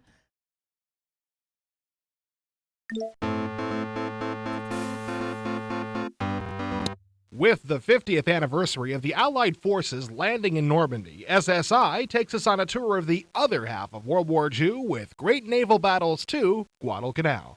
The game offers numerous options. You choose the level of difficulty, whether to play the American or Japanese side, and where to begin. You can also opt to play a single scenario or the full Guadalcanal total dad campaign. games this, The campaign also has long and this short issue. options. The big decisions are made from the bridge of the flagship of a task force. Your map is your key source of information. Even with the grid, distances can be deceiving. I found using the range filters to be very helpful. No sense in getting any closer than you have to. Navigation, and everything else for that matter, is a simple point and click and you're off to make sushi. Your map also zooms in and out Don't so you say can that. see exactly how deep in you really are. From the lookout station, we see that the boys are already pummeling this convoy of Japanese ships. Once orders are issued, most functions can be left on auto, but there's nothing like hurling large exploding pieces of metal at a hapless supply ship. By selecting the main gun station, you can hop into a turret, throw it on manual, and inflict some hands-on damage. As with all view screens, you can zoom in for a close look at your prey. Then it's back to the lookout station to enjoy the fruits of your labors. This time, the Japanese Navy supply the ocean floor with everything needed for a good, wholesome wartime experience. Domo arigato. More fun awaits you in the Yeah, a torpedo little bias room. in this interview, This is huh? a bit more In this tricky review, than I should lobbing say. shells, but torpedoes do far more damage. You Not can all formulate 90s your own nostalgia is firing great, solution folks. Or go with the computed recommendation. Torpedoes are also less accurate than shells, so you'll need to be closer to your target. The view, however, is exquisite, and you can savor your victory with a video recording which is available at every lookout station. This poses a moral dilemma. Would a true gentleman inflict further damage on a floundering ship already rendered useless? No, but there are no gentlemen here at IE, so down she goes like a credit card in a software store. Besides, sunken ships make for better number crunching. A credit and the card in bottom the line software is points. store. Don't feel Yeehaw! bad for the Japanese, though. They more than made up for it in car sales alone. Now, before we get too maudlin here, let's keep in mind that the enemy can and will do damage to your ships, too. Damage control is about a third of the game. Your damage report shows what's damaged and where. You have water pumps and damage control parties at your disposal, which can only be in so many places at once and can take some time to work, too. Outer sections can be flooded to put out fires or counter listing, but damage can spread quickly, and before you know it, you're out of luck. More This farts! particular task force was just plain having a bad shell day, so we turned and ran. And to add insult to injury, the Japanese sent 2 destroyers to taunt us on the way out. Nice. The knife. But the misery doesn't end there. When you fail, you get flown back to the base to have coffee and donuts with the boys. Only, there's no coffee and donuts. Just the boys. I was going to say, are the Naval boys Battles dead? 2 Guadalcanal is a great thinking man strategy game. It's very involving and requires a lot of time to play the full campaign. You will experience a lot of anxiety and frustration. But don't worry, eventually you'll figure out a way to ditch your significant other and get back to the game.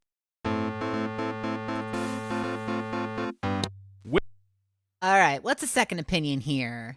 The best accessory for this game might be a large bottle of aspirin. Great Naval Battles 2 is so complicated that if you decide to take advantage of this simulation's ability to do everything yourself, you'll either be ready to join the US Navy or you'll go completely crazy. Okay, fair enough. We're going to go completely crazy with Great Naval Battles too. This game can definitely think faster than you can and keeps you on your toes every minute. But you're also aided by speed settings and a game pause. And the cons? The CD-ROM version has a quality soundtrack, but it tends to kill the mood. Also, the enemy usually kicked my butt. I hate losing.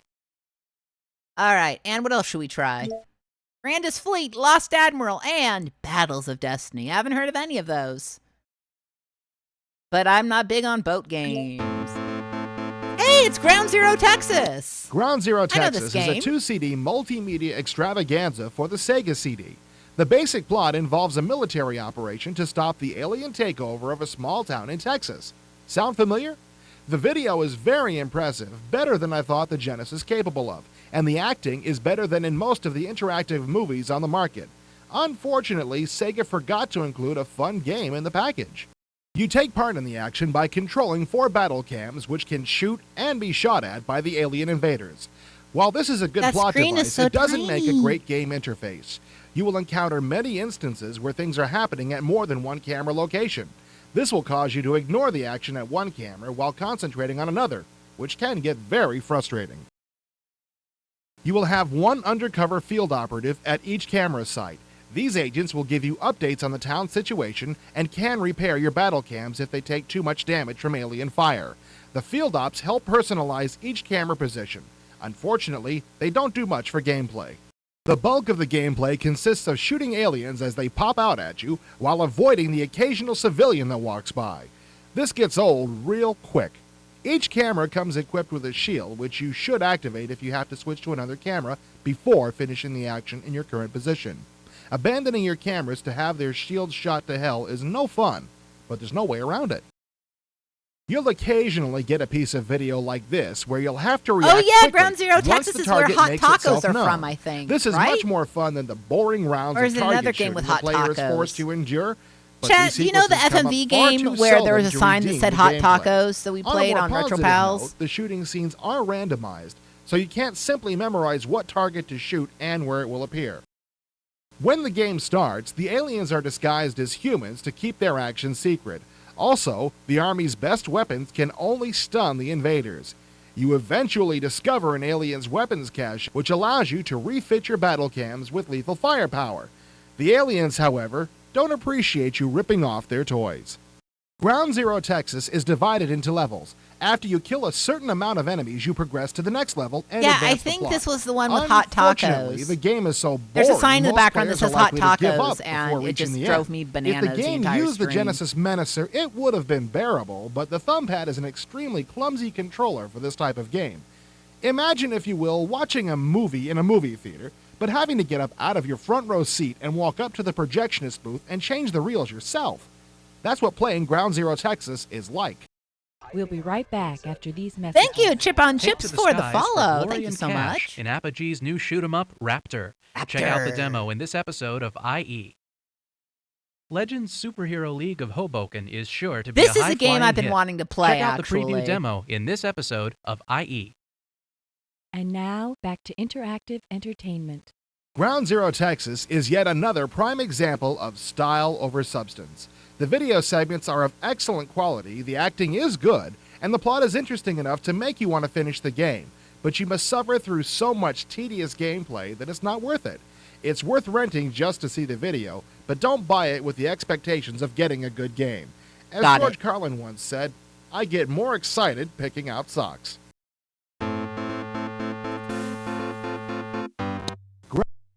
Second opinion, please. For the first 5 to 10 minutes of gameplay, one gets lulled into thinking this It was game the is Hot fun. Tacos game? Good, But as you hit okay. the 15 to 20 minute time slot, you begin to see that Ground Zero is repetitive, annoying, and in Welcome a word, AI October. worthless. We are just going through The Interactive graphics are Entertainment so-so, Issue and the 2. gameplay just isn't there.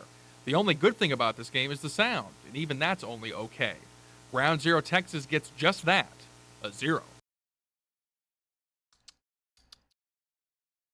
All right, and the pros?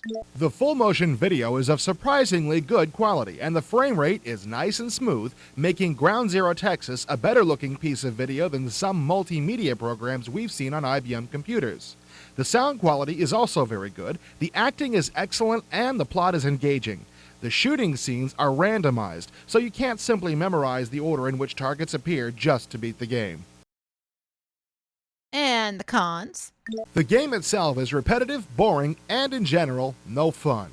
The standard Genesis controller is poorly suited for a moving targeting sight around the screen, and unfortunately, the Menacer is not supported. The plot is intriguing, but ultimately it is not worth the drudgery of extended bouts of uninteresting target shooting you must wade through. And what else should I try? Night Trap and Mad Dog McCree. Not bad, actually. I would definitely suggest those if you actually like Ground Zero Texas. Go back to the reviews. I'm checking the time. 2 hours or so. That page. Whoa, we got yeah, you know what? I'm going to call it here. At least the interactive entertainment part. And we can finish the reviews in another stream. Let's just quit right here.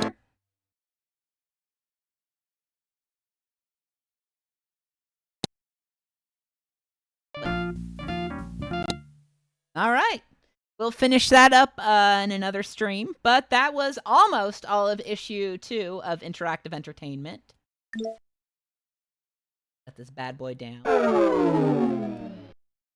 And now it's time for intermission. When we come back, I'm going to have a very, very rare English language look at the VHD. The VHD, I'll talk about it a bit when I come back, but it was a vinyl disc-based home movie system. It was competing with the CED, and there's a little bit of a fun story behind that, but I'll get to that when we come back. So, everybody enjoy the intermission. I'll be back in about 10 minutes or so.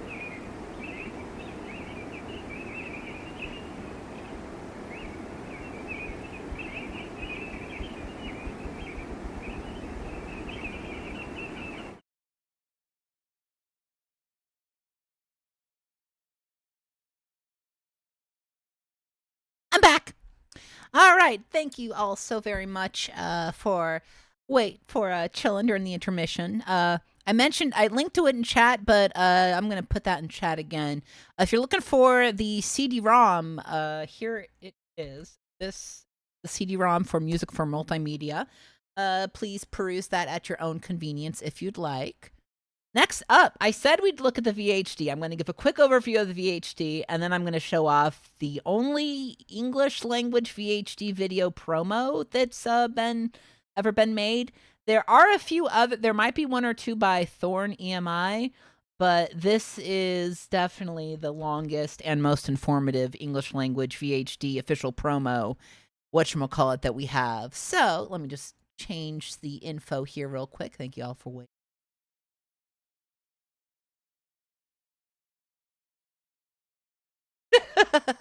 There we go.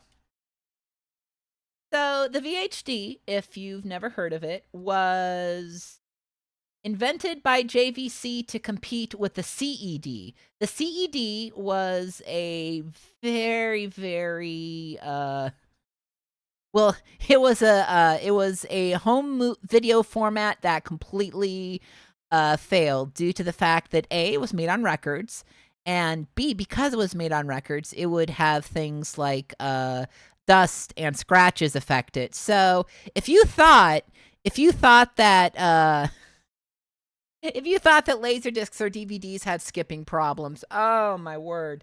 Imagine, if you will, a movie that anytime it gets even slightly tilted, it just starts skipping like crazy. It's so bad. So, oh gosh, that's way too small. You can't even see this. This is a baby. Let's fix that. Oh,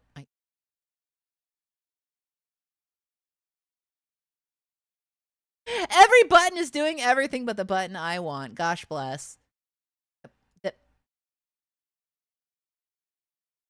Well, the person who archived this had deleted their account on archive, so I guess it doesn't really matter. There we go.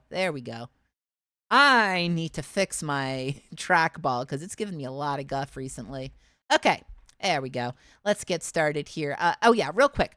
The CED was invented by RCA starting in the 60s or so. They got it out to market in the 70s. They went to Japan and they showed it to a bunch of manufacturers there. They also showed them the specs and the patents and all the info about the CD and how it was made. A lot of companies were like, no, I'm not interested. JVC was like, oh, we're interested. Yeah, just give us the info. And then 2 years later, JVC was like, hey, look, it's our competitor to the CED, but it's way better. The VHD had a ton of backing, actually, from Thorn EMI, the British media conglomerate, and they even opened up a factory in the U.S. to manufacture discs here. It never came to the U.S. It stayed in Japan, and it was only in the U.K. for a very short while for a few interactive jukebox kiosks. That was its only English language, present. So, this is a rare English language look at the VHD. So let's take a look. VHD has a killer logo. Look at this. This is so sick. Imagine if this came to the US. Imagine.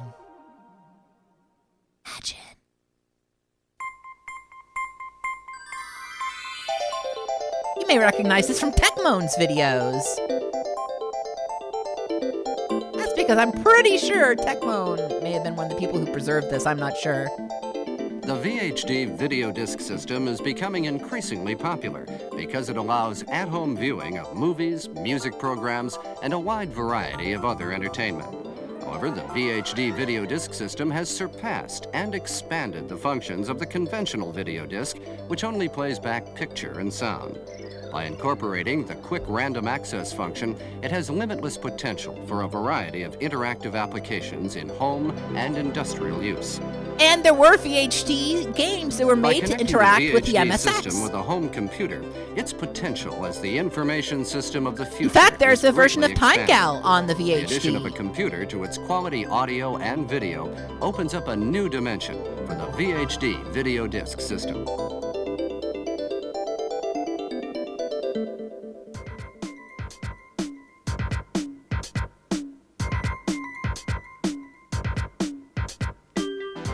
single side of this disc can store up to 1 hour of motion pictures, a total of 2 hours for both sides, or a total of 108,000 still pictures on both sides can be stored.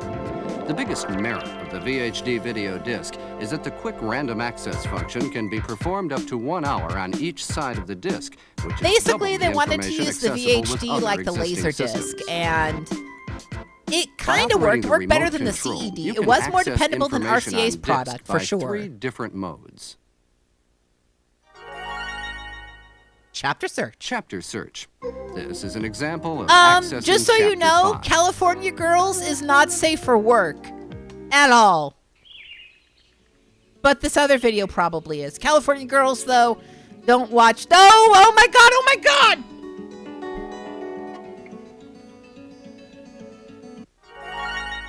Time search.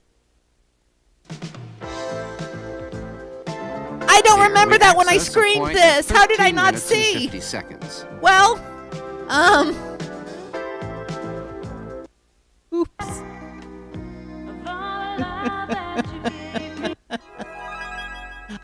I should have known. It was, I kind of. Here we find page 1530. Oh yeah, Tech Connections has good videos on this format as well.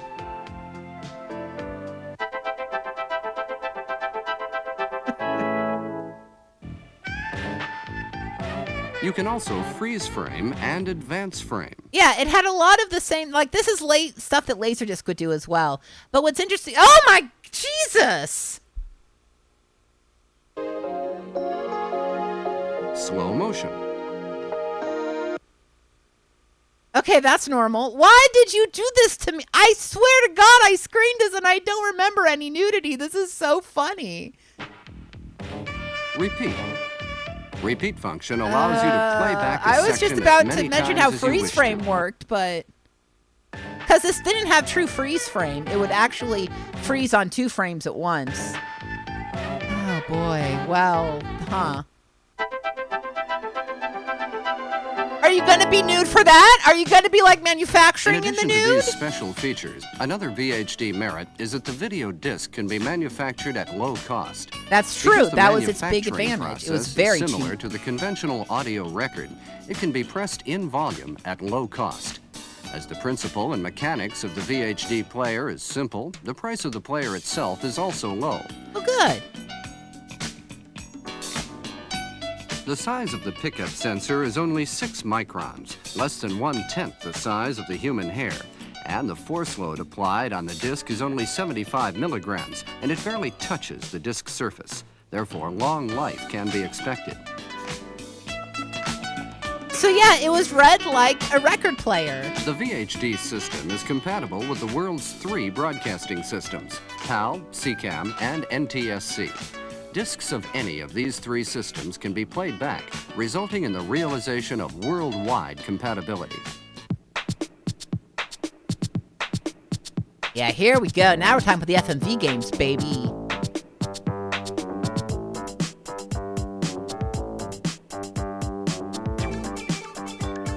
Thailand. That's By Thailand. combining the random access functions of the VHD system with a computer, it is possible to play back pictures based on computer programs, allowing significant improvements in interactive programs.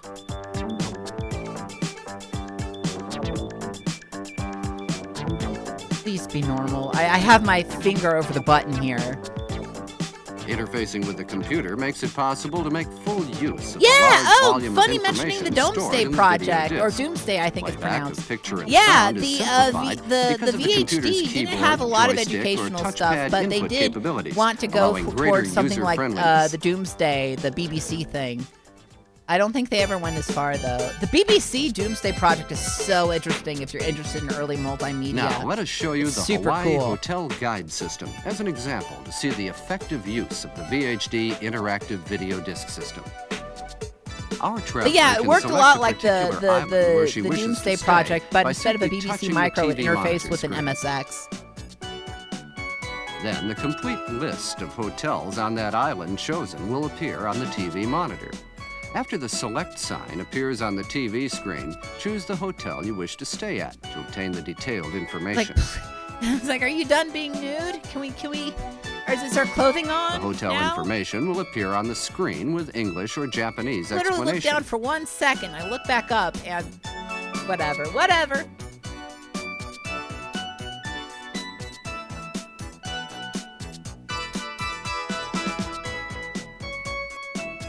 When she touches the TV screen again, the current hotel information, Really? current Okay, booking so condition, this would work with room touch price, screens too, address, huh? and phone number will be superimposed on the TV screen from the computer. This didn't, like I said, this didn't really reach outside of the outside of If Japan she aside from a touches the few blue uses part, in the Europe, superimposed information including will a disappear. touchscreen kiosk function. So apparently they did that. Yeah. If she does not like But the see what I hotel mean and about how the wants to know about VHD has another a lot in hotel, common with a simply touch Laserdisc. the red It's very part Laserdisc coded to me. Then you go back to the initial menu. Did you see that skip? A lot of CEDs and VHDs have that issue. Although VHDs, again, By they using the touch skip a sensor bit panel, less than the CED. user's input procedure has been simplified, thereby allowing anyone to use the interactive system. The superimposed hotel information can be updated by simply changing the computer program data. Enjoying various resorts in Hawaii. Its connection with a printer allows data printout, providing the user with the required material. Okay, but it would be cool to print stuff out from your Laserdisc. I'm just saying. Sorry, the connection VHD of is the so VHD cool. video disc system with a computer will make possible visual information filing in various industrial fields.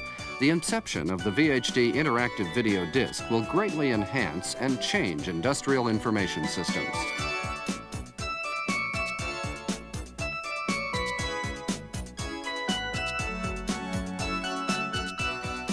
Now, let's take the There was Japanese even market a as an HD example to version view of the effective VHD use that of the was system going to in come areas out. where it I'm has been pretty sure introduced. the players didn't come out, but it was out there.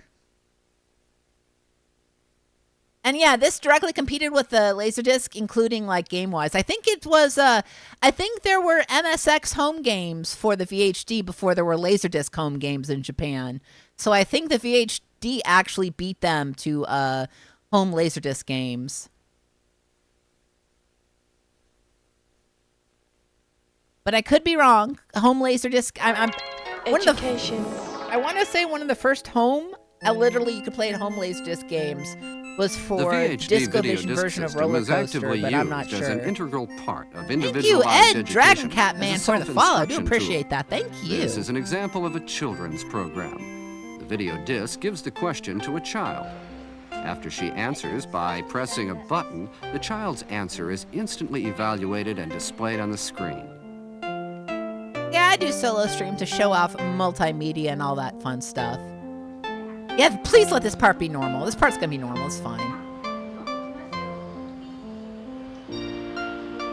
Utilizing the video disc, lessons can be learned by repeating them as required, according to individual abilities.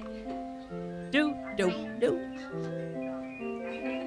地球にはどんな動物がいるでしょう。皆さんの知っている動物もたくさんいますよ。 In this program, a child can watch all the animals in the world by using freeze All of frame them? and frame advance. 青振りボタンを押しながら Including dogs? ページずつ見てください。 Can you look at dogs? So I think this came out. I know the MSX, The VHD tie-in, system the offers a interface for the wide range MSX of did use come for out, but individual instruction I'm not in sure various how training many programs. educational discs were VHD made. has the advantage of offering one-on-one education.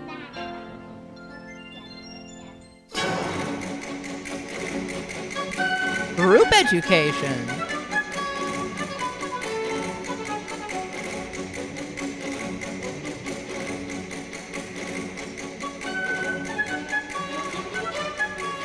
Ah, bad shot, kid.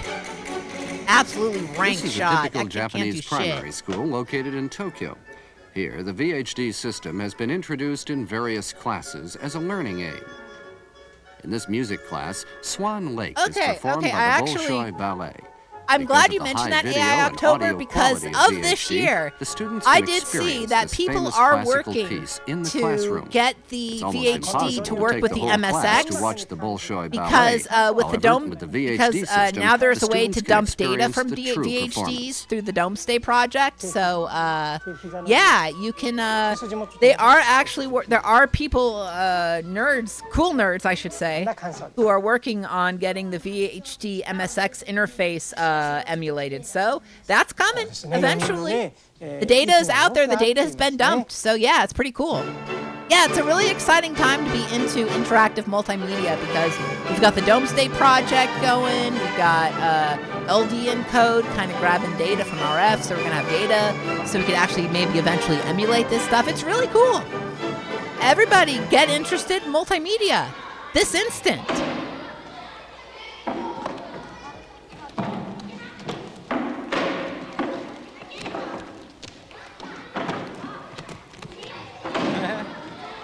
That sucks that you would have to watch the VHD. Oh. If you made me watch a VHD in health class and then I still had to do like health stuff, I'd be so mad. VHD is also used in Thank you, Moss World, for the class. follow. Appreciate The teacher that. can demonstrate according to the student's ability, utilizing slow motion and freeze frame function. So the CED also had freeze frame function, but it didn't have a true freeze frame. It would just kind of jiggle between two frames all at once and it would flicker back and forth. And the VHD had a similar system, but it works much better and it doesn't have the flicker. The VHD system is that random access function allows instant information retrieval. The use of the VHD system in the schools is expected to improve the quality of standardized education. That's right, the VHD is going to improve education. Sales promotion. I don't like you, lady. Every time I see you, something negative happens. Okay, here's a shoe select system.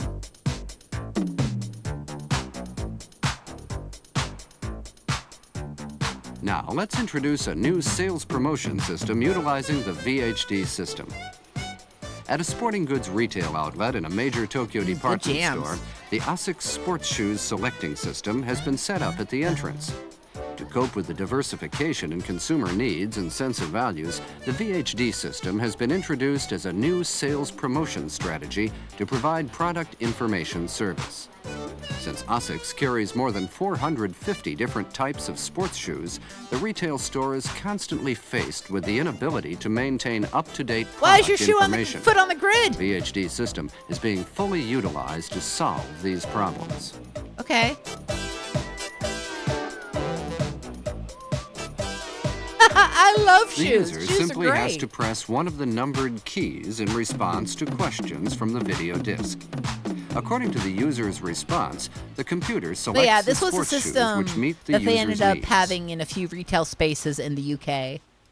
And maybe one or Biomechanics two of parts of shock Europe, but that absorption. was all the Each time VHD a saw shoe out of comes in Japan. contact with the ground, a pressure equal to 2.5 to 3 times one's body weight is exerted on the heel. If one's body weight is 60 kilograms, the pressure would be 180 kilograms. Shoes, therefore, must function to absorb this type of shock. You know, most industrial videos that are internal don't feature nudity. Are you now active in any sports? This one, though, this one's all over the place. What kind of sports shoes are you looking for? Good shoes.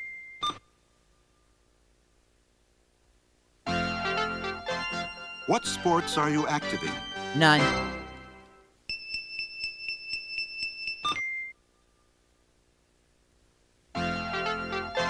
Do you wear training shoes? Absolutely not. I wear Vans. What is your budget? Don't ask. The main points in selecting your shoes. You should select shoes which excel in flexibility. Furthermore, we recommend you take into consideration your body weight, volume of exercise, and where your training takes place.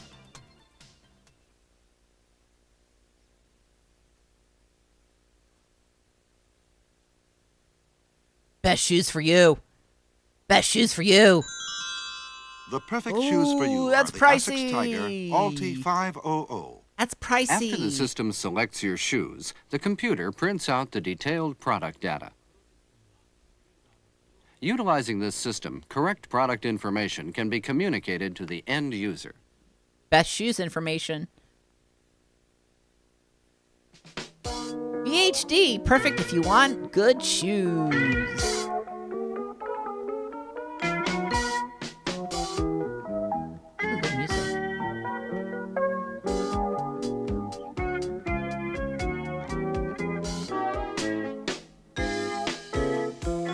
This is a specialty store dealing in computers, and it also handles a large volume of computer software.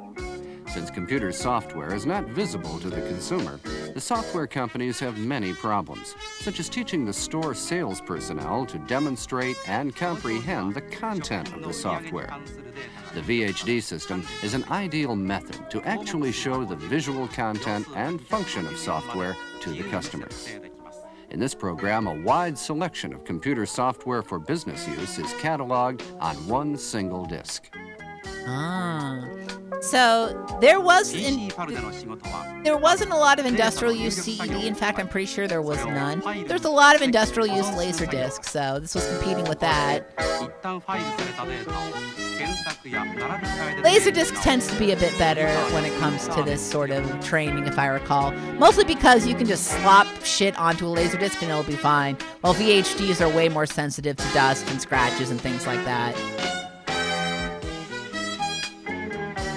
God, I found this. I didn't actually find it. Someone else uploaded it, but I saw this really good Laserdisc training from Ford that features puppets. It's a Laserdisc like to try to train you how to be a good salesperson, but also it's got puppets.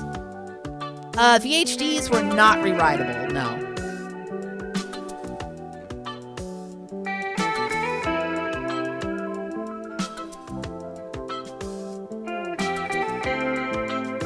Mall. Sorry, I missed the mall. Actually, this mall kind of looks like... Where is this, actually? Is this like a hotel? This is a strange store. What store is this? What is this? Oh, a furniture store. The VHD system has been introduced as an information supply tool at Mitsui Interior Coordination Company. I guess it's interior coordination. Here, the VHD system is used to formulate a total image of customers' requirements. It is virtually impossible to display the approximately 20,000 types of interior decoration in a showroom, and conventional photographs and catalogs are insufficient and time-consuming. But by using the VHD system, it has become possible to instantly create the image. Yeah, the VHD failed. Didn't fail, but it didn't. It lasted until 1989 or so. It also has Japan. the added advantage of allowing not the decision super to long. be reached while the interior decorator and honestly, the customer are Laserdisc just did the discussing same plans. thing it did, and it didn't have the skipping issues, so it just kind of lost out to the superior format. But VHD did do one thing that Laserdisc never did, and VHD actually had they had 3D movies and a 3D shutter. It was a shutter glasses system. It was actually the same. You can plug in the same 3D glasses from this Master System into your. I gotta pay attention here. Into your VHD system, and it would work just the same. Yeah, Tecmo did a video about that as well. It was really interesting. The VHD system Everyone's is also clothed. very Okay. active in the entertainment field. The very popular VHD Songmaster system is now becoming indispensable as an And entertainment yeah, just media like in Laserdisc, homes, it had its own drinking karaoke system as establishments, well. and pub restaurants. しくらめんほどすがしいものはない出会いの時の君のようです The VHD song Sorry, I'm just waiting for this guy to start system, which unbuttoning his musical pants or lyrics something. accompany I'm the visuals, so mad I allows got the singer to select got from hundreds of songs. jump scared like that. I watched it. I didn't see that. I must have not looked for a second. Ugh. The quick random access function is one of the major reasons for its phenomenal success.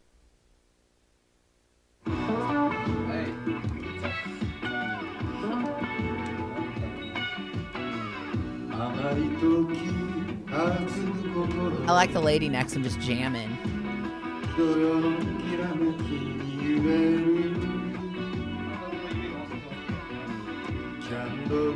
The VHD Songmaster system, which allows one to learn songs as well as to practice musical instruments, has become indispensable at parties with family and friends.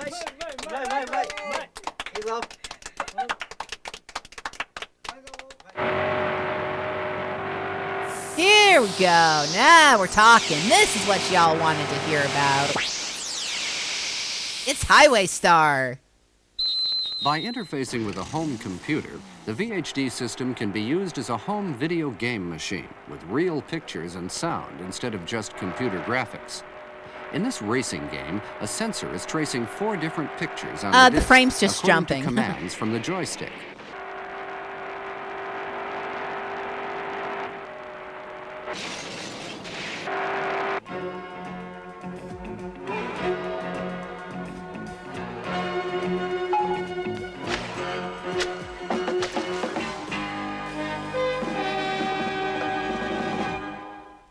This is a video disc golf game.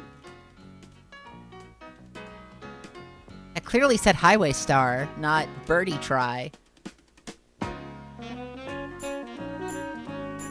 This course is 320 meters with par 4.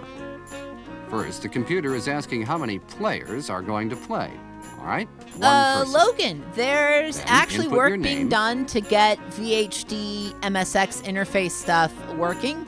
Not sure how long it's going to And take, your but handicap. as of this year, I saw a Reddit post of people still working on it, so it's out there. People Now are doing you're it. ready to play. A west wind Don't is know if it's blowing gonna be on this workable in course. Daphne or if you its don't own calculate thing, the but wind yeah. factor, you might get a wild shot.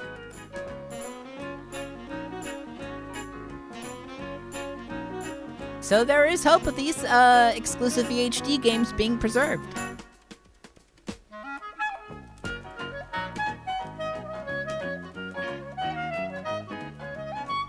He's chosen a number like the 1 jams. wood. Yeah, I want to play golf too.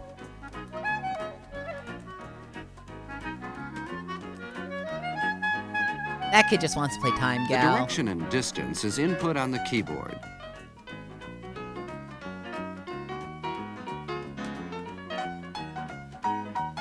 Now, the first shot.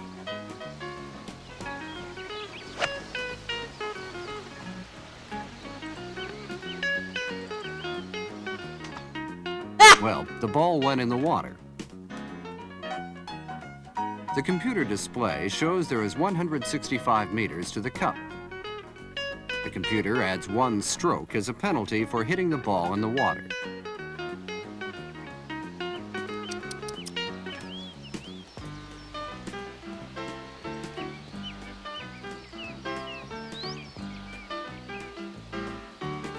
I wish there was VHD Highlight. Oh my god. Okay, I guess that's how you drop a ball. I don't know how to golf, so. Please select the third shot. He has selected a 4-iron. And in the same manner, selected the direction. Mm-hmm. And now distance.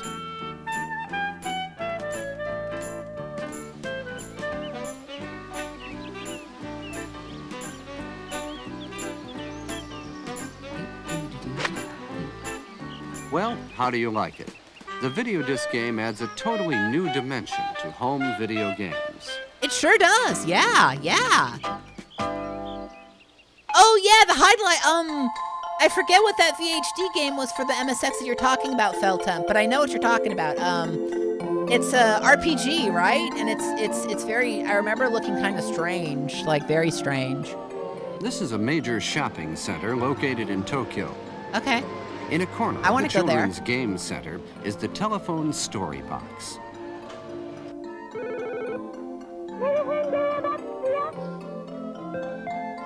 After inserting a coin, kids can select a story from the video disc. Oh, it's anime.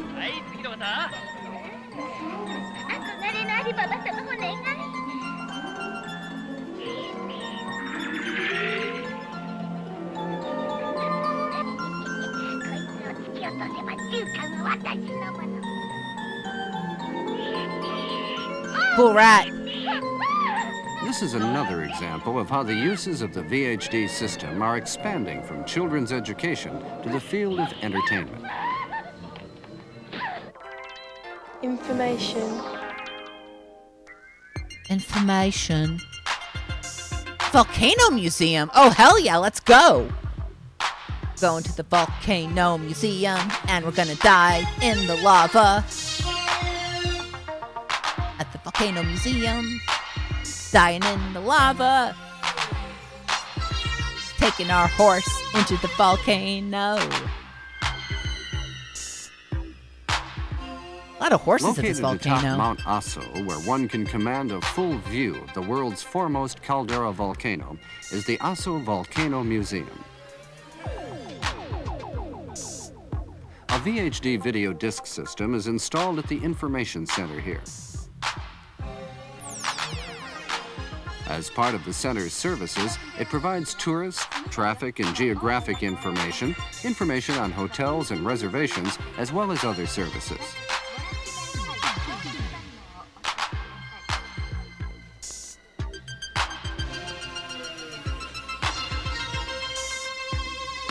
I love their hats. Oh my god, those hats are so good.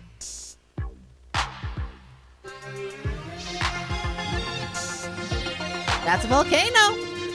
That's what they look like.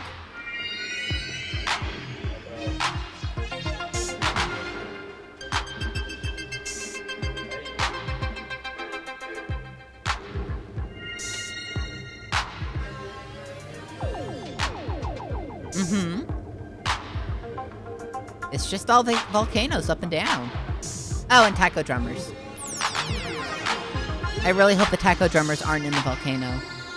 In the museum section, But who am I to stop VHD them? provides visual and audio information on Japan's and the world's other well-known volcanoes.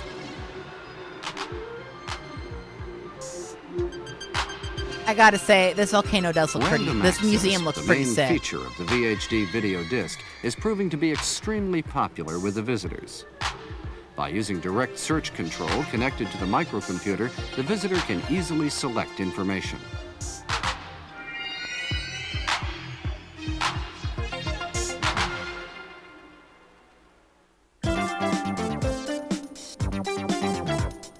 Tescom, Telpost. Oh! That, too. Yeah, anyways. Chescom Telpost. By combining the information from the video disc and telephone with a computer, the Chescom Telpost Information System is another new direction toward a new information service opened up by the VHD Interactive System. In this system, visual information of Hawaii's hotels is recorded onto the Hawaii. video disc. While the particular hotel's information is being played back, the user can pick up the telephone and the computer automatically connects it to the hotel. Oh, and you can pay. And okay, cool.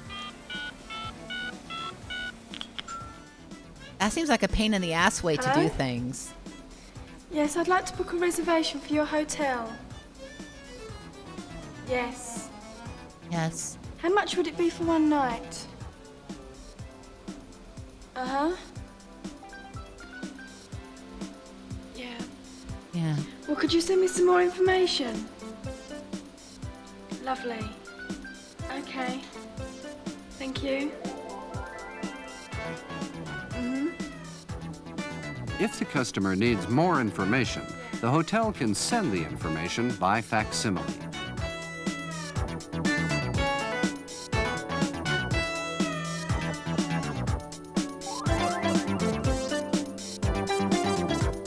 Look at everything the VHD player can do. It's beautiful. And this is very interesting. The AHD. This was a thing with very little use case. The AHD system, which pioneers the audio, visual, and computer age, is a new system with unlimited potential. The AHD is a digital disc utilizing the VHD system. As with the VHD system, a 10-inch diameter disc is enclosed in a cassette. It has a 4-channel digital transmission route and provides 2-channel digital high-fidelity sound, as well as 1 hour of digital still pictures per side, for a full 2 hours of stills on both sides. It was the original main CD plus advantages G, of AHD apparently. Are the superb quality of the digital sound and the digital visuals. AHD is connected to the VHD player, the system which fully utilizes quick random access and is truly versatile and economical as well.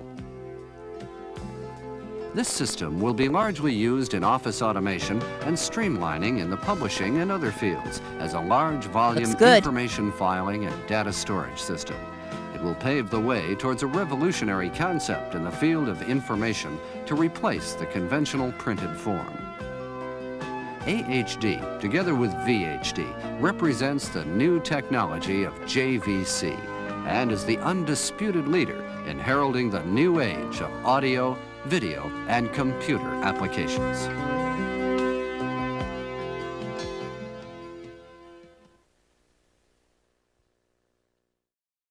So, have I sold you on the VHD? Are we all going to get a VHD?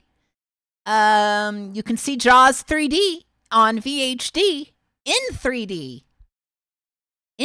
So, yeah, they hold quite a bit of data. The AHD was actually, did it predate the digital?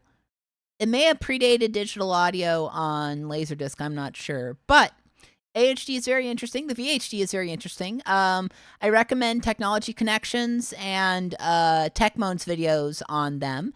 I also recommend learning about the CED. It's a very interesting failure.